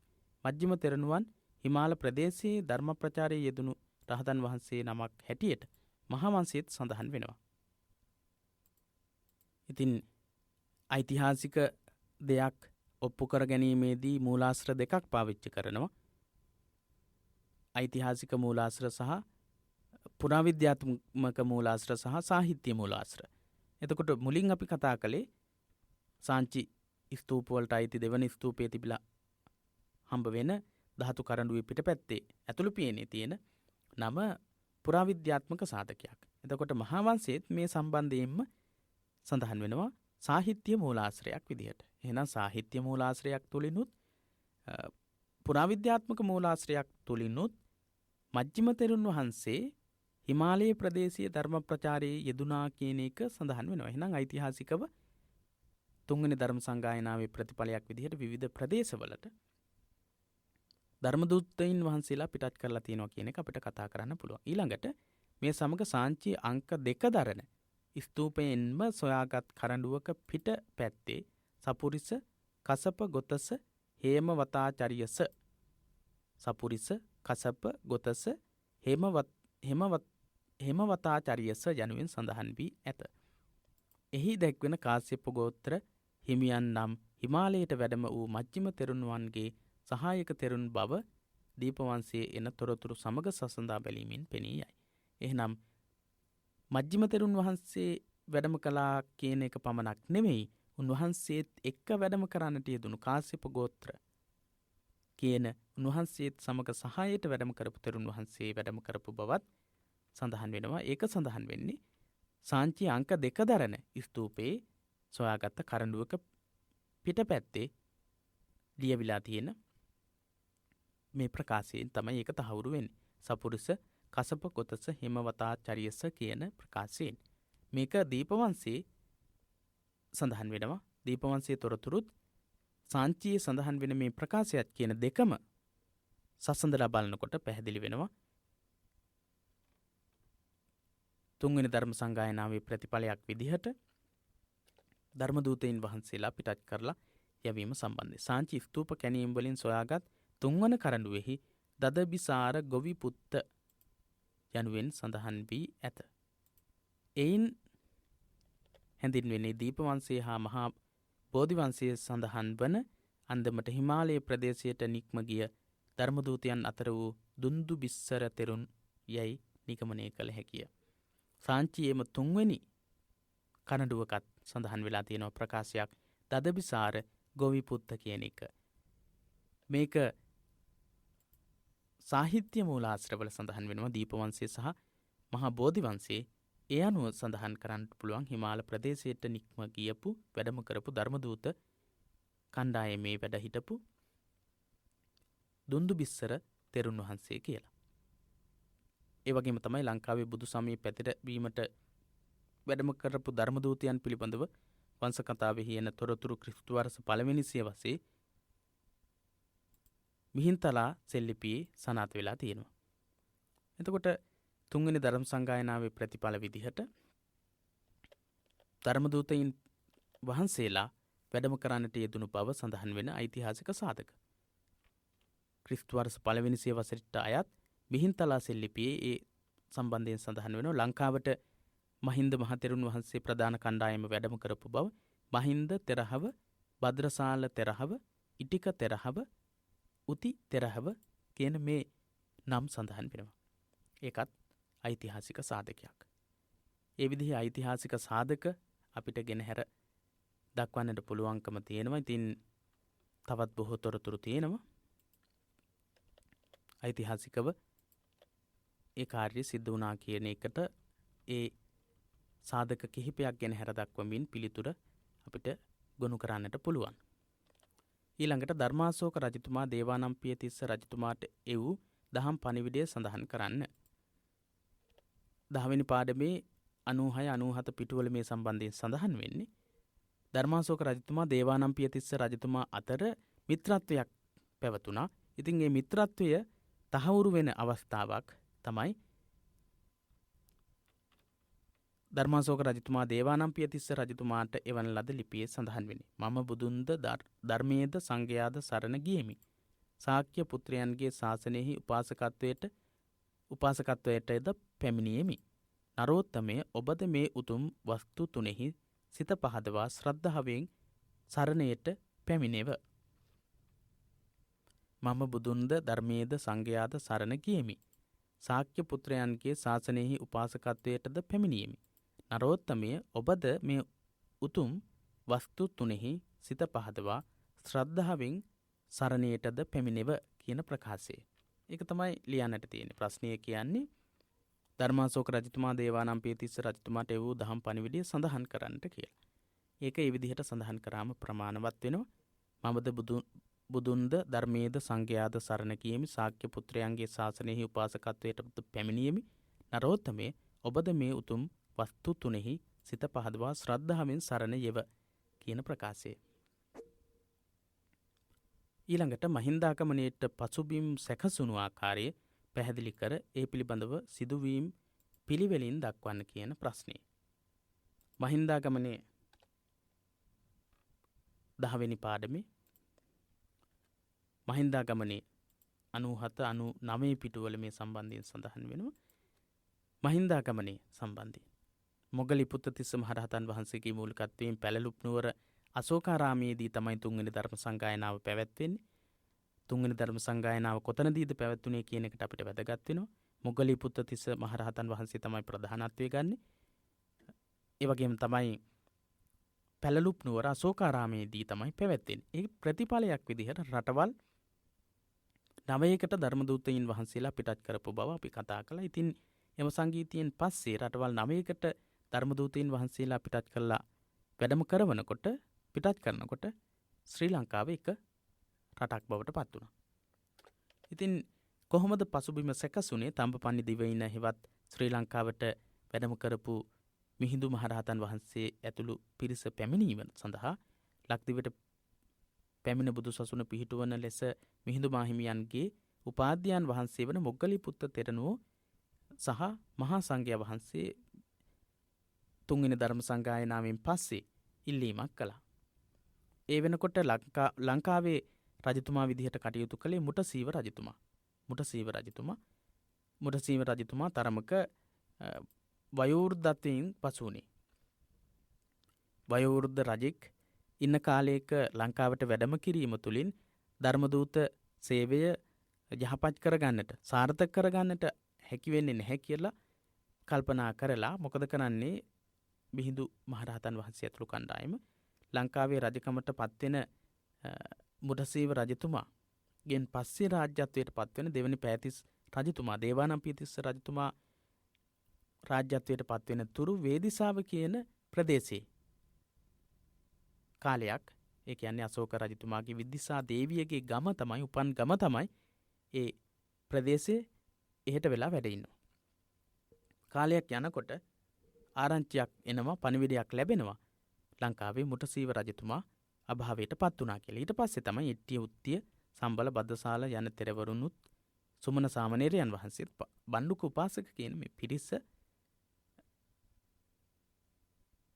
වැඩම කරන්නේ. මේ පිරිස පැමිණෙන්නේ. ඉතින්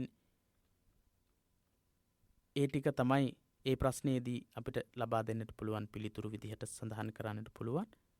ඒ තොරතුරු මිහිඳු මහරහතන් වහන්සේ ඇතුළු කණ්ඩායම ලංකාවට වැඩම කිරීම සඳහා වටපිටාව සැකසුණු ආකාරය. ඊළඟට අපි බලමු ඊළඟ ප්‍රශ්නය මොකක්ද සඳහන් වෙන්නේ කියලා.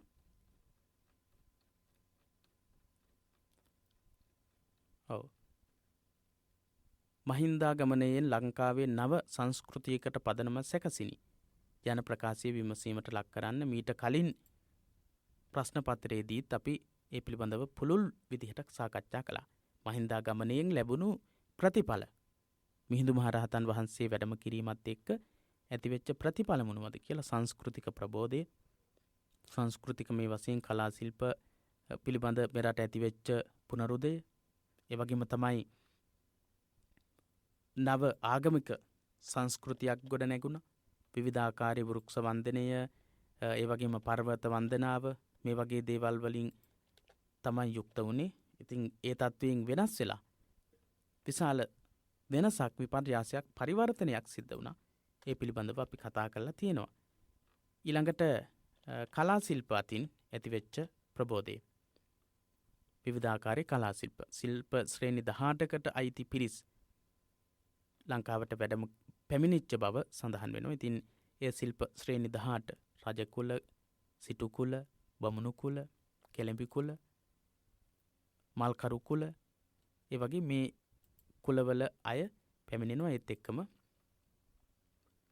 විශාල වශයෙන් ගෘහ නිර්මාණ ශිල්පය, කැටයම් ශිල්පය, මූර්ති ශිල්පය, චිත්‍ර ශිල්පය කියන මේවා තුල නව මුහුණුවරක් අරගනිමින් ඉතා ශීඝ්‍රයෙන් වර්ධනය වෙනවා. ඒ වගේම තමයි උදාහරණ විදිහට ගත්තොත් එහෙම ලංකාවේ පළමු වෙන තූපේ විදිහට තූපාරාමයේ වීම, ඊළඟට වටදාගෙවල්, වාහල්කඩ, මේ හැම දෙයක්ම බෝධිකර, ඒ වගේම උතුරේ තිවංක පිළිමය, ඒ වගේම දකුණේ කාචරගාම, චන්දනගාම මේ වගේ තැන්වල ඉදිවෙච්ච බෝධි රෝපණය සමග බෝධිකර ඇතිවෙච්ච එක. ඒ වගේම ඒ විදිහේ ලොකු ප්‍රබෝධයක් ඇති වෙන මූර්ති ශිල්පීන්, කැටයම් කරුවන්, චිත්‍ර ශිල්පීන් විවිධ නිර්මාණ ඉදිරිපත් කරනවා. ඒ වගේම විශාල ධර්මශාස්ත්‍රීය ප්‍රබෝධයක් ඇති වෙනවා මහින්දාගමනයෙන් පස්සේ බෝධීන් වහන්සේ වැඩම කිරීමත් එක්ක. ඊළඟ ප්‍රශ්නේ බලමු. සංඝමිත්තා තෙරණිය සමග ලක්දිවට වැඩම කර භික්ෂුණීන් වහන්සේලා 6 දෙනෙකු නම් කරන්න. භික්ෂුණීන් වැඩම කළ භික්ෂුණීන් වහන්සේලා 6 දෙනෙකු නම් කරන්නට කියන ප්‍රශ්නේ ලකුණු 6ක ප්‍රශ්නයක්. අපි මේ සම්බන්ධයෙන්ුත් මීට කලින් ප්‍රශ්න පත්‍රයකදීත් කතා කළා. 11 වෙනි පාඩමේ සඳහන් වෙනවා භික්ෂුණී සමාජය සම්බන්ධයෙන්, ලක්දිව භික්ෂුණී සමාජය. ඉතින් දීපවංශයේ සඳහන් වන අන්දමට සංඝමිත්තා තෙරණියත් කැටුව බොහෝ භික්ෂුණීහු දඹදිව ඉඳලා මෙරටට වැඩම කරනවා. සංඝමිත්තා තෙරණිය සමග ලක්දිවට වැඩම කළ භික්ෂුණීන් වහන්සේලා අහන්නේ.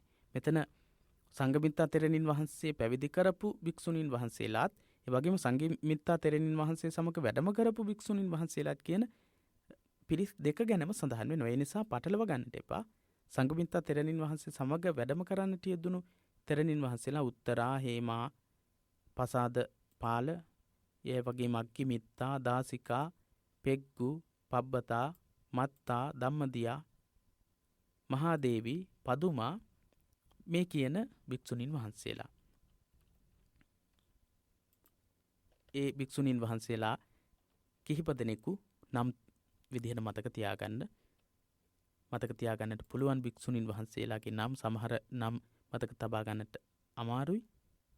මත්තා, ධම්මදියා, මහාදේවී, පදුමා, හේමාසා, ඒ විදිහේ නම්, සුමා මේ කියන නම් වලින් කිහිපයක් මතක තියාගන්නට ඕන.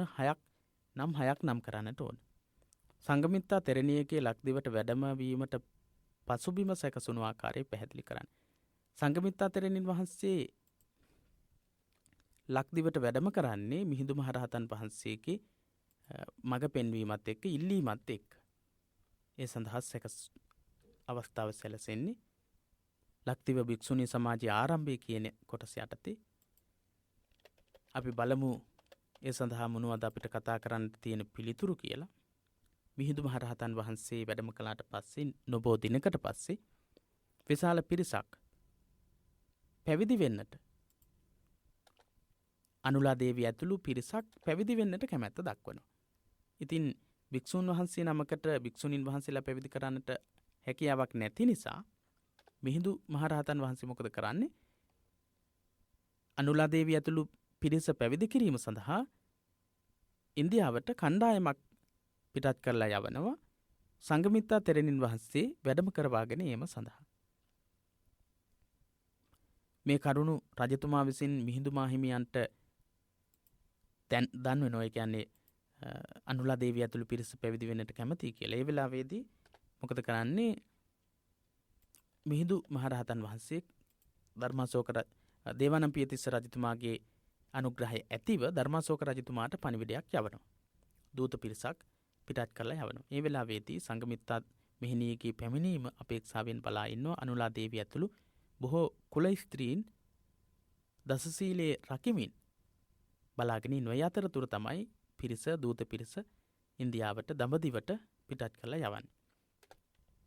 ධර්මදූත කණ්ඩායම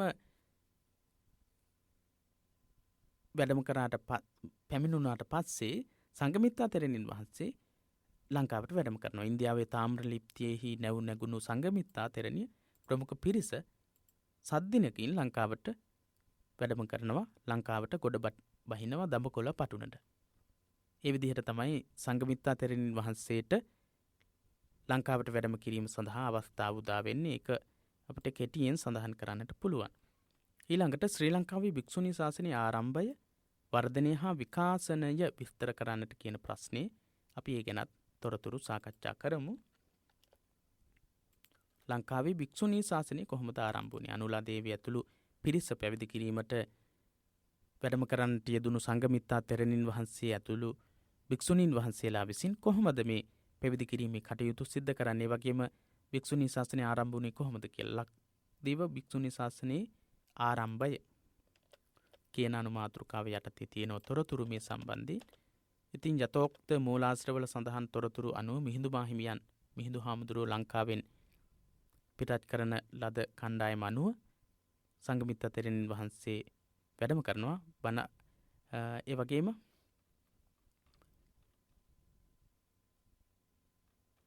අපි බලමු ඒ අදාළම බුද්ධ වර්ෂ 237හි උඳුවප් මස පුරපක්ෂෙහි පෑලවිය දවස්හි ඉන්දියාවේ තාම්‍රලිප්තියෙන් නැවුනැගුණු සංඝමිත්තා තෙරණියන් ප්‍රමුඛ පිරිස 7 දිනකින් ලංකාවට වැඩම කළා. දීපවංශයේ සඳහන් වෙන අන්දමට සංඝමිත්තා තෙරණිය කැටුව බොහෝ භික්ෂුණීන් වහන්සේලා වැඩම කරපු බව සඳහන් වෙනවා. අපි උන්වහන්සේලා පිළිබඳව කතා කළා.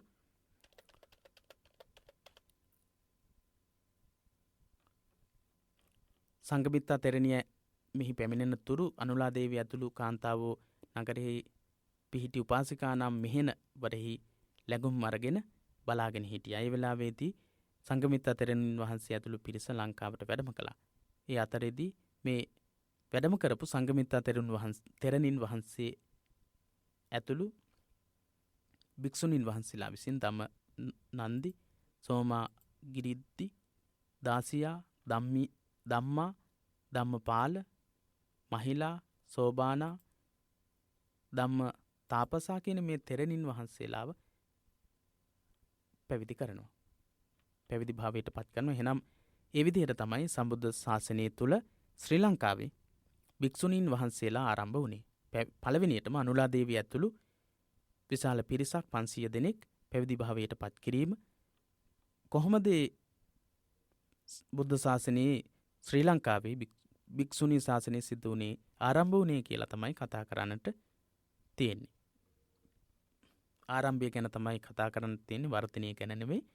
ඒ නිසා ආරම්භය ගැන කතා කිරීම ප්‍රමාණවත් වෙනවා. ඊළඟට තියෙන ප්‍රශ්නයටත් අවධානය යොමු කරමු. ඉතින් ඔබට ගොඩක් වැදගත් වෙන තොරතුරු නිසායි අපි මේ තරම් ඔබ සමග කතා කරන්නේ. දහම් පාසල් අවසාන විභාගය ඉතා හොඳින් සමත් වීම සඳහා මහන්සි දැනුණත් මේවා ඔබට වැදගත් වේවි. පහත සඳහන් මාතෘකා අතුරින් 4ක් තෝරාගෙන කෙටි සටහන් ලියන්නට කියන ප්‍රශ්නේ. ප්‍රශ්න පත්‍රයේදී මේ විදිහේ ප්‍රශ්නයක් ලැබෙනවා. මාතෘකා කිහිපයක්ම ලැබෙනවා. ඒ වගේම 4කට තමයි කෙටි සටහන් ලියන්නට තියෙන්නේ. ඉතින් පළවෙනියට ලැබෙන්නේ 2017 අවුරුද්දේ පළවෙනියටම කෙටි ප්‍රශ්නේ ලියන කොටසේදී ප්‍රශ්නයේදී ලැබෙන්නේ ශාක්‍ය ජනපදය ගැන. ඉතින් බුදුරදුන්ගේ ධර්මදූත ව්‍යාපාරයේ උසස් ප්‍රතිඵල ලැබුණු ජනපදයක් තමයි ශාක්‍ය ජනපදය. බුදුරදුන්ගේ ජන්මභූමියත් මේ ශාක්‍ය ජනපදය. ඒ වගේම තමයි කෙටි සටහන් ලියද්දී අනිවාර්යයෙන්ම කෙටියෙන් අපි ලියන්නට ඕනේ. එතකොට විස්තර කරන්නට නැහැ. ඒ වගේම තමයි ප්‍රමාණාත්මක තොරතුරු තියෙනවා නම් ලකුණු ගන්නට ප්‍රශ්නයක් තමයි කෙටි ප්‍රශ්න කෙටි පිළිතුරු ලියන්නට තියෙන ප්‍රශ්නේ. බුදුරජාණන් වහන්සේ මේ ප්‍රදේශයේ සැරිසරමින් තමන් වහන්සේ සොයාගත් දහම් පණිවිඩය ප්‍රචාරය කරනවා. ඒ වගේම ප්‍රජාපති, යසෝදරා, රාහුල, නන්ද, අනුරුද්ධ, නාග, කිම්බිල මේ කියන ශාක්‍ය ජනපදයෙන් බුදු සමයට ඇතුළු වෙච්ච පිරිස්. මහා ප්‍රජාපති, යසෝදරා, රාහුල, නන්ද, අනුරුද්ධ, නාග, කිම්බිල කියන භික්ෂු භික්ෂුණීන් වහන්සේලා කණ්ඩායම්. ඒ වගේම මේ අය බුදුරජාණන් වහන්සේගේ ඥාතිවරු වුණා. ශාක්‍ය ජනපදවාසීන් බුදුරජාණන් වහන්සේ අතර පැවති සම්බන්ධය නිසාම ශාක්‍යෝ විශාල වශයෙන් බුදුදහමට ඇතුළු වෙලා තියෙනවා. ශාක්‍ය ජනපදයේ ශාක්‍යෝ. ඒ වගේම බුද්ධ පරිනිර්වාණයෙන් පස්සේ ධාතු නිදන් කරලා ස්තූප ගොඩනැංවූ ජනපදය අතර ශාක්‍ය ජනපදය ප්‍රධාන ජනපදයක් වෙනවා. ඒ විදිහේ කෙටි සටහන් ටිකක් අපිට දක්වන්නට පුළුවන් ශාක්‍ය ජනපදයේ සම්බන්ධයෙන්. ඊළඟට අජාසත්ත රජතුමා. අපි මුලිනුත් කතා කළා අජාසත්ත රජතුමා ගැන බොහෝ තොරතුරු. මගදී බිම්බිසාර රජතුමාගෙන් පස්සේ රාජ්‍යත්වයට පත් වුණේ අජාසත්ත රජතුමා. ඒ වගේම තමයි මුලින්ම පීතෘ ඝාතක තත්වයට පත් වුණා දේවදත්ත තෙරුන් වහන්සේගේ වැරදි ආදර්ශය නිසා, වැරදි වලට පෙළඹවීම නිසා පස්සේ කාලේදී විශාල වශයෙන් සම්බුද්ධ ශාසනය වෙනුවෙන් සේවයක් සිදු කරනවා. ඒ වගේම තමයි ජීවක වෛද්‍යවරයාගේ මෙහෙයවීම පිට තමයි බුදුරජාණන් වහන්සේ බැහැ දකින්නේ. ඒ සම්බන්ධයේ දීඝ නිකායේ සාමාන්‍ය ඵල සූත්‍ර දේශනාවේ සඳහන් වෙලා තියෙනවා. අජාසත් රජතුමා ජීවක වෛද්‍යවරයාගේ මඟ පෙන්වීම මත බුදුරජාණන් වහන්සේ බැහැ දැකීමට ගමන් කරන ආකාරය ගැන. ඒ වගේම තමයි මුගලන් හාමුදුරුවන් වහන්සේගේ මරණය සම්බන්ධ වගකිව යුතු නිගණ්ඨ 500 දෙනෙකුට මරණ දණ්ඩනය ලබා දෙන්නට යෙදුණා අජාසත් රජතුමා. ඒ විදිහේ විස්තර ඒ වගේම තමයි බුද්ධ පරිනිර්වාණයෙන් පස්සේ තමාට ලැබුණු සර්වඥ ධාතුන් නිදන් කරලා තමන්ගේ රාජ්‍ය තුල අජාසත් රජතුමා ශෛල්‍යමය ස්තූපයක් ගල් වලින් හදලා තියෙනවා. ඒ වගේම සුනීද වස්සකාර කියන ඇමතිවරු ප්‍රධාන ඇමතිවරු විදිහට අජාසත් රජතුමත් සමගින් කටයුතු කරලා තියෙනවා. ඒ වගේම ප්‍රථම ධර්ම සංගායනාව අවස්ථාවේදී ප්‍රධානත්වය අරගෙන කටයුතු කරනවා අනුග්‍රහය ලබා දීමේදී අජාසත් රජතුමා. දස වස්තුව කියන ප්‍රශ්නේ. දස වස්තුව බෞද්ධ බලයේ පිරිහී ගිය යුගයක ප්‍රාදේශීය වශයෙන් ජීවත් වීමේ අවශ්‍යතාවය සලකාගෙන සංශෝධනය කරගත්ත කරුණු 10ක් තමයි දස අකප වස්තු කියලා කියන්නේ. බෞද්ධ බලයේ පිරිහිලා ගියපු කාලයක ඒ ප්‍රදේශයේ ජීවත් වීම සඳහා යම් පුංචි වෙනස්කම් කරගෙන යම් සංශෝධනයක් ඇති කරගෙන කරගන්නට යෙදුණු වෙනස් කර ගැනීම් කිහිපයක් තමයි දස වස්තු විදිහට සඳහන් කරන්නට පුළුවන්කම තියෙන. වජ්ජි භික්ෂූන් විසින් තමයි මේ දස වස්තු ඉදිරිපත් කරන්නේ. දෙවනි ධර්ම සංගායනාව පැවැත්වීමට ප්‍රධානතම හේතුව වුණේ මේ දස වස්තුව පදනම් කරගෙන ඇතිවෙච්ච සාකච්ඡාව. බුද්ධ පරිනිර්වාණයෙන් අවුරුදු 100කට පස්සේ මේ තත්ත්වය ඇති වෙන්නේ. දෙවනි ධර්ම සංගායනාව පැවැත්වෙන්නේ චුල්ලවග්ගපාලී හා වංශ කතාවන්හි සඳහන් වෙන විදිහට එම දස වස්තුව තමයි මේ තියෙන්නේ. සිංගලෝන කප්ප ආහාරවලට මිශ්‍ර කර ගැනීම සඳහා අඟක දමා ලුණු තබා ගැනීම සුදුසුයි කියන වස්තුව. ඒ වගේම දුවංගුල කප්ප ඉරහැරි සෙවණැල්ල අඟල් 2ක් වනතුරු ආහාර වැළඳීම කැපයි කියන දස වස්තුවෙන් එකක්. දෙවනි දස වස්තුව ගාමාන්තර කප්ප වරක් වළඳ අවසන් කොට තවත් ගමකට ගොස් දන් වැළඳීම කැපයි කියන වස්තුව. තුන්වෙනි දස වස්තුව වලින් තුන්වෙනි කාරණේ ආවාස කප්ප මහා සීමාව තුල පිහිටි කුඩා ආවාසයන්හි වෙන වෙනම පොහොය කිරීම කැපයි කියන ප්‍රකාශය. ඊළඟට අනුමති කප්ප එක සීමාවක් ඇතුළත වාසය කරන භික්ෂූන්ගේ කැමැත්ත නොගෙන වෙන්වෙන්ව පොහොය කොට නැවත කැමැත්ත ගැනීම කැපයි කියන එක, ආචින්න කප්ප කැප අකැප දෙයක් ගැන නොසලකා චිරාගත දේ පිළිගැනීම කැපයි කියන එක, අමතිත කප්ප කිරිත් නොවූ දීත් නොවූ කිරි වැළඳීම කැපයි කියන එක, ඒ වගේම ජලෝගි කප්ප රාබවට නොපැමිණි මීරා බීම කැපයි කියන එක, අදසක නිසීදන කප්ප දාවලු නැති ඇතිරිලි පරිහරණය කැපයි කියන, ඒ වගේම ජාතරූප රජත කප්ප රන්රිදී පිළිගැනීම කැපයි කියන මේ දස වස්තුව දක්වන්නට පුළුවන්. ඒ වගේම තමයි මහා සාංඝිකයන් විසිනුත් දස වස්තුවක් ඉදිරිපත් කරලා තියෙනවා. ඒ දස වස්තුවත් සඳහන් වෙනවා. ඉතින් මේ ඔක්කොම සංග්‍රහ කරන්නට ඔබට වෙලාව මදි වෙනවා. ඒ වගේම තමයි සර්වාස්තිවාදීන්ගේ දස වස්තුව සර්වාස්තිවාදීනුත් දස වස්තුවක් ඉදිරිපත් කරලා තියෙනවා. ඒකත් අපිට කෙටි සටහන විදිහට ලියන්නට පුළුවන්. කෙටි සටහනේ ලියන්නට පුළුවන්. මේ විදිහට සර්වාස්තිවාදී මහා සාංඝිකයන් මූල සර්වාස්තිවාදී නිකාය යන නිකායන් තුනේම දසවස්තුව අතර සුළු වෙනස්කම් දකින්න පුළුවන්. දසවස්තුව පිළිබඳ විවිධ ඉගැන්වීම් තියෙනවා. ඊළඟට ලක්දිව විනය සංගායනාව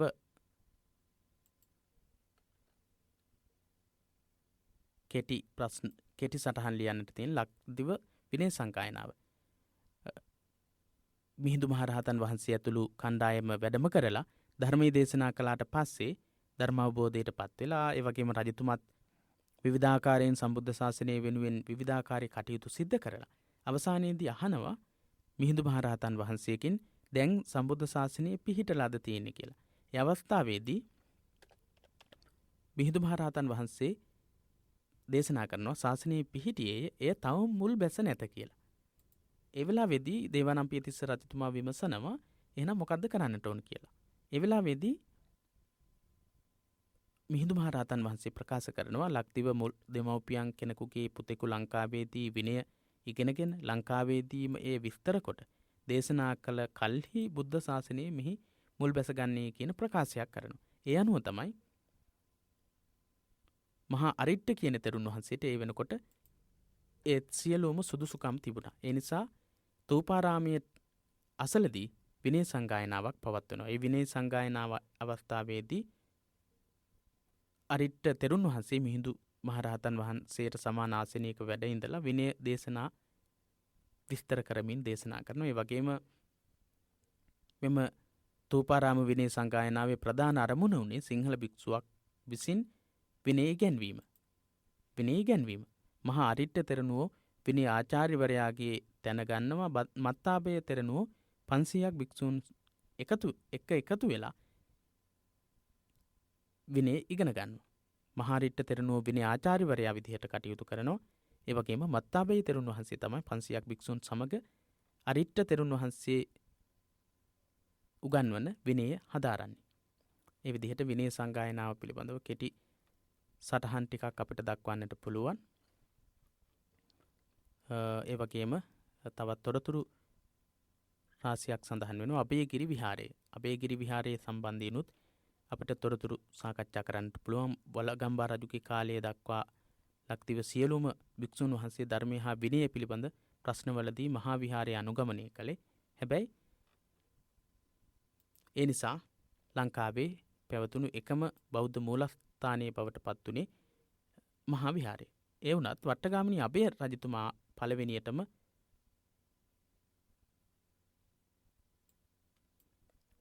සිංහාරූඪ වෙලා අවුරුදු 15ක් ගත වුණාට පස්සේ මහා විහාරයෙන් කැඩී කියපු එක් භික්ෂු පිරිසක් වෙනම නිකායක් පිහිටව ගන්නවා. වලගම්බා රජතුමා විසින් නිදි කරවලා දෙන ලද අභයගිරි විහාරය. වලගම්බා රජතුමා තමයි එහෙනම් අභයගිරි විහාරය කරවන්නේ. ඒ විහාරය තමයි මහා විහාරයෙන් කැඩලා ගියපු භික්ෂුන් වහන්සේලා කටයුතු කරන්නේ. ධර්මරුචි නම් තෙර කෙනෙකුන් පසු කලෙක ඔවුන්ගේ ආචාර්ය වූ බැවින් ධර්මරුචි නිකාය නමින්ද ප්‍රකට වේ. අභයගිරික භික්ෂුන් වහන්සේලා ධර්මරුචි නිකාය විදිහටත් හඳුන්වනවා. අභයගිරිය ගැන සත්‍ය තොරතුරු දැනගන්නට කිසිම වාර්තාවක් තවම නැහැ. ධර්ම තොරතුරු හොයාගන්නට ඒ විදිහේ සාක්ෂි නැහැ. ඒ පිළිබඳව යම් ප්‍රමාණයකින් හෝ කරුණු දැන ගැනීමට තියෙන්නේ පුරාවස්තු හා සෙල්ලිපි කිහිපයකුත් මහා විහාරිකයන් විසින් සපයන ලද වාර්තා කිහිපයකුත් පමණයි. ඉතින් ඒ සම්බන්ධයෙන්ුත් අපිට කෙටි සටහන් කිහිපයක් ලියන්නට පුළුවන් කෙටි සටහන් ලියන ප්‍රශ්නයේදී. ඒ වගේම තමයි මහමෙවුනා උයන පූජා කිරීම කියන එක 10 වෙනි පාඩමට සම්බන්ධව ඉදිරිපත් වෙන්නේ. මහමෙවුනා උයන පූජා කරන්නේ දේවානම්පියතිස්ස රජතුමා.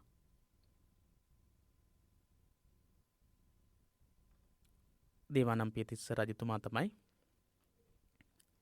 වේළුවනාර මහමෙවුනා උයන පූජා කරන්නේ. ඉතින් ඒ සම්බන්ධයෙන්ුත් ඔබට තොරතුරු දක්වන්නට පුළුවන්. ඉතින් මේ සම්බන්ධයෙන් කතා බෝධි ශාඛාව වැඩමවීම කියන එකත් අපි ඉස්සෙල්ලා කතා කරපු තොරතුරුත් මේ කොටස් වලට සම්බන්ධ කරගන්නට පුළුවන්. සංඝමිත්තා තෙරණින් වහන්සේ සම්බන්ධ වෙච්ච ආකාරය, ඒ වගේම මේ ශ්‍රී ලංකාවට බෝධීන් වහන්සේ රැගෙන අනුලා දේවිය ඇතුළු පිරිස පැවිදි කරමින් භික්ෂුණී ශාසනය ආරම්භ කිරීම සඳහා වැඩම කරපු අවස්ථාව. ඉතින් ඒ විදිහට බොහෝ තොරතුරු ඉදිරිපත් වෙන්නට පුළුවන්. සංගායනා පිළිබඳ යම්කිසි දැනුවත් වීමක් අපි සිද්ධ කරගන්නට යෙදුණා. ඒ වගේම තමයි බුද්ධ කාලීන ಭಾರತೀಯ සමාජය තුළ බුදුරජාණන් වහන්සේගේ ක්‍රියාකාරීත්වය සහ ශ්‍රාවකීන් වහන්සේලාගේ ධර්මදූත සේවාව සම්බන්ධයෙන් සිද්ධ වෙච්ච ක්‍රියාකාරීත්වය සම්බන්ධයෙන් තියෙන පාඩම් සම්බන්ධයෙන්, ඒ වගේම තමයි ධර්මාශෝක රජතුමාගේ ධර්මදූත කාර්යයන් සම්බන්ධයෙන් අපි කතා කළා. ඒ වගේම දෙවනි ධර්ම සංගායනාව සම්බන්ධ තොරතුරු සාකච්ඡා කළා. ඒ විදිහට විභාගයට වැදගත් වෙන ගොඩක් තොරතුරු සාකච්ඡා කළා. මේ විදිහටම ප්‍රශ්න ඔබට හෙට දවසේදී අද දවසේදී ලැබෙයි කියලා කල්පනා කරන්නට බෑ. ඉතින් කෙසේ නමුත් මේ සාකච්ඡා කරපු තොරතුරු වලිනුත් ඔබට ලොකු ශක්තියක් ලබා ගන්නට පුළුවන්. ඒ වගේම වැටහීමක් ඇති කර ගන්නට පුළුවන් ප්‍රශ්න පත්‍රවලදී පිළිතුරු ඉදිරිපත් කිරීමේදී. විශේෂයෙන්ම මතක තබා ගන්නට ඕන ප්‍රමාණාත්මක තොරතුරු ඉදිරිපත් කිරීම වලට යොමු වෙන්න. එතකොට කාලය ඉතිරි කරගනිමින් ඔබට පුළුවන්කම තියෙනවා අවශ්‍යම පිළිතුරු ඉදිරිපත් කරන්නට, සාර්ථක ලකුණක් කරා ගමන් කරන්නට. එසේනම් අපි මේ සාකච්ඡාවෙන් සමුගන්නටයි සූදානම. පිරිවෙන දහම් පාසල අපගේ YouTube නාලිකාව ඔස්සේ තමයි මේ සියලු සාකච්ඡාවන් සමගින් ඔබට සම්බන්ධ වෙන්නට හැකියාව ලැබුණේ. එසේනම් තෙරුවන් සරණ ප්‍රාර්ථනා කරනවා.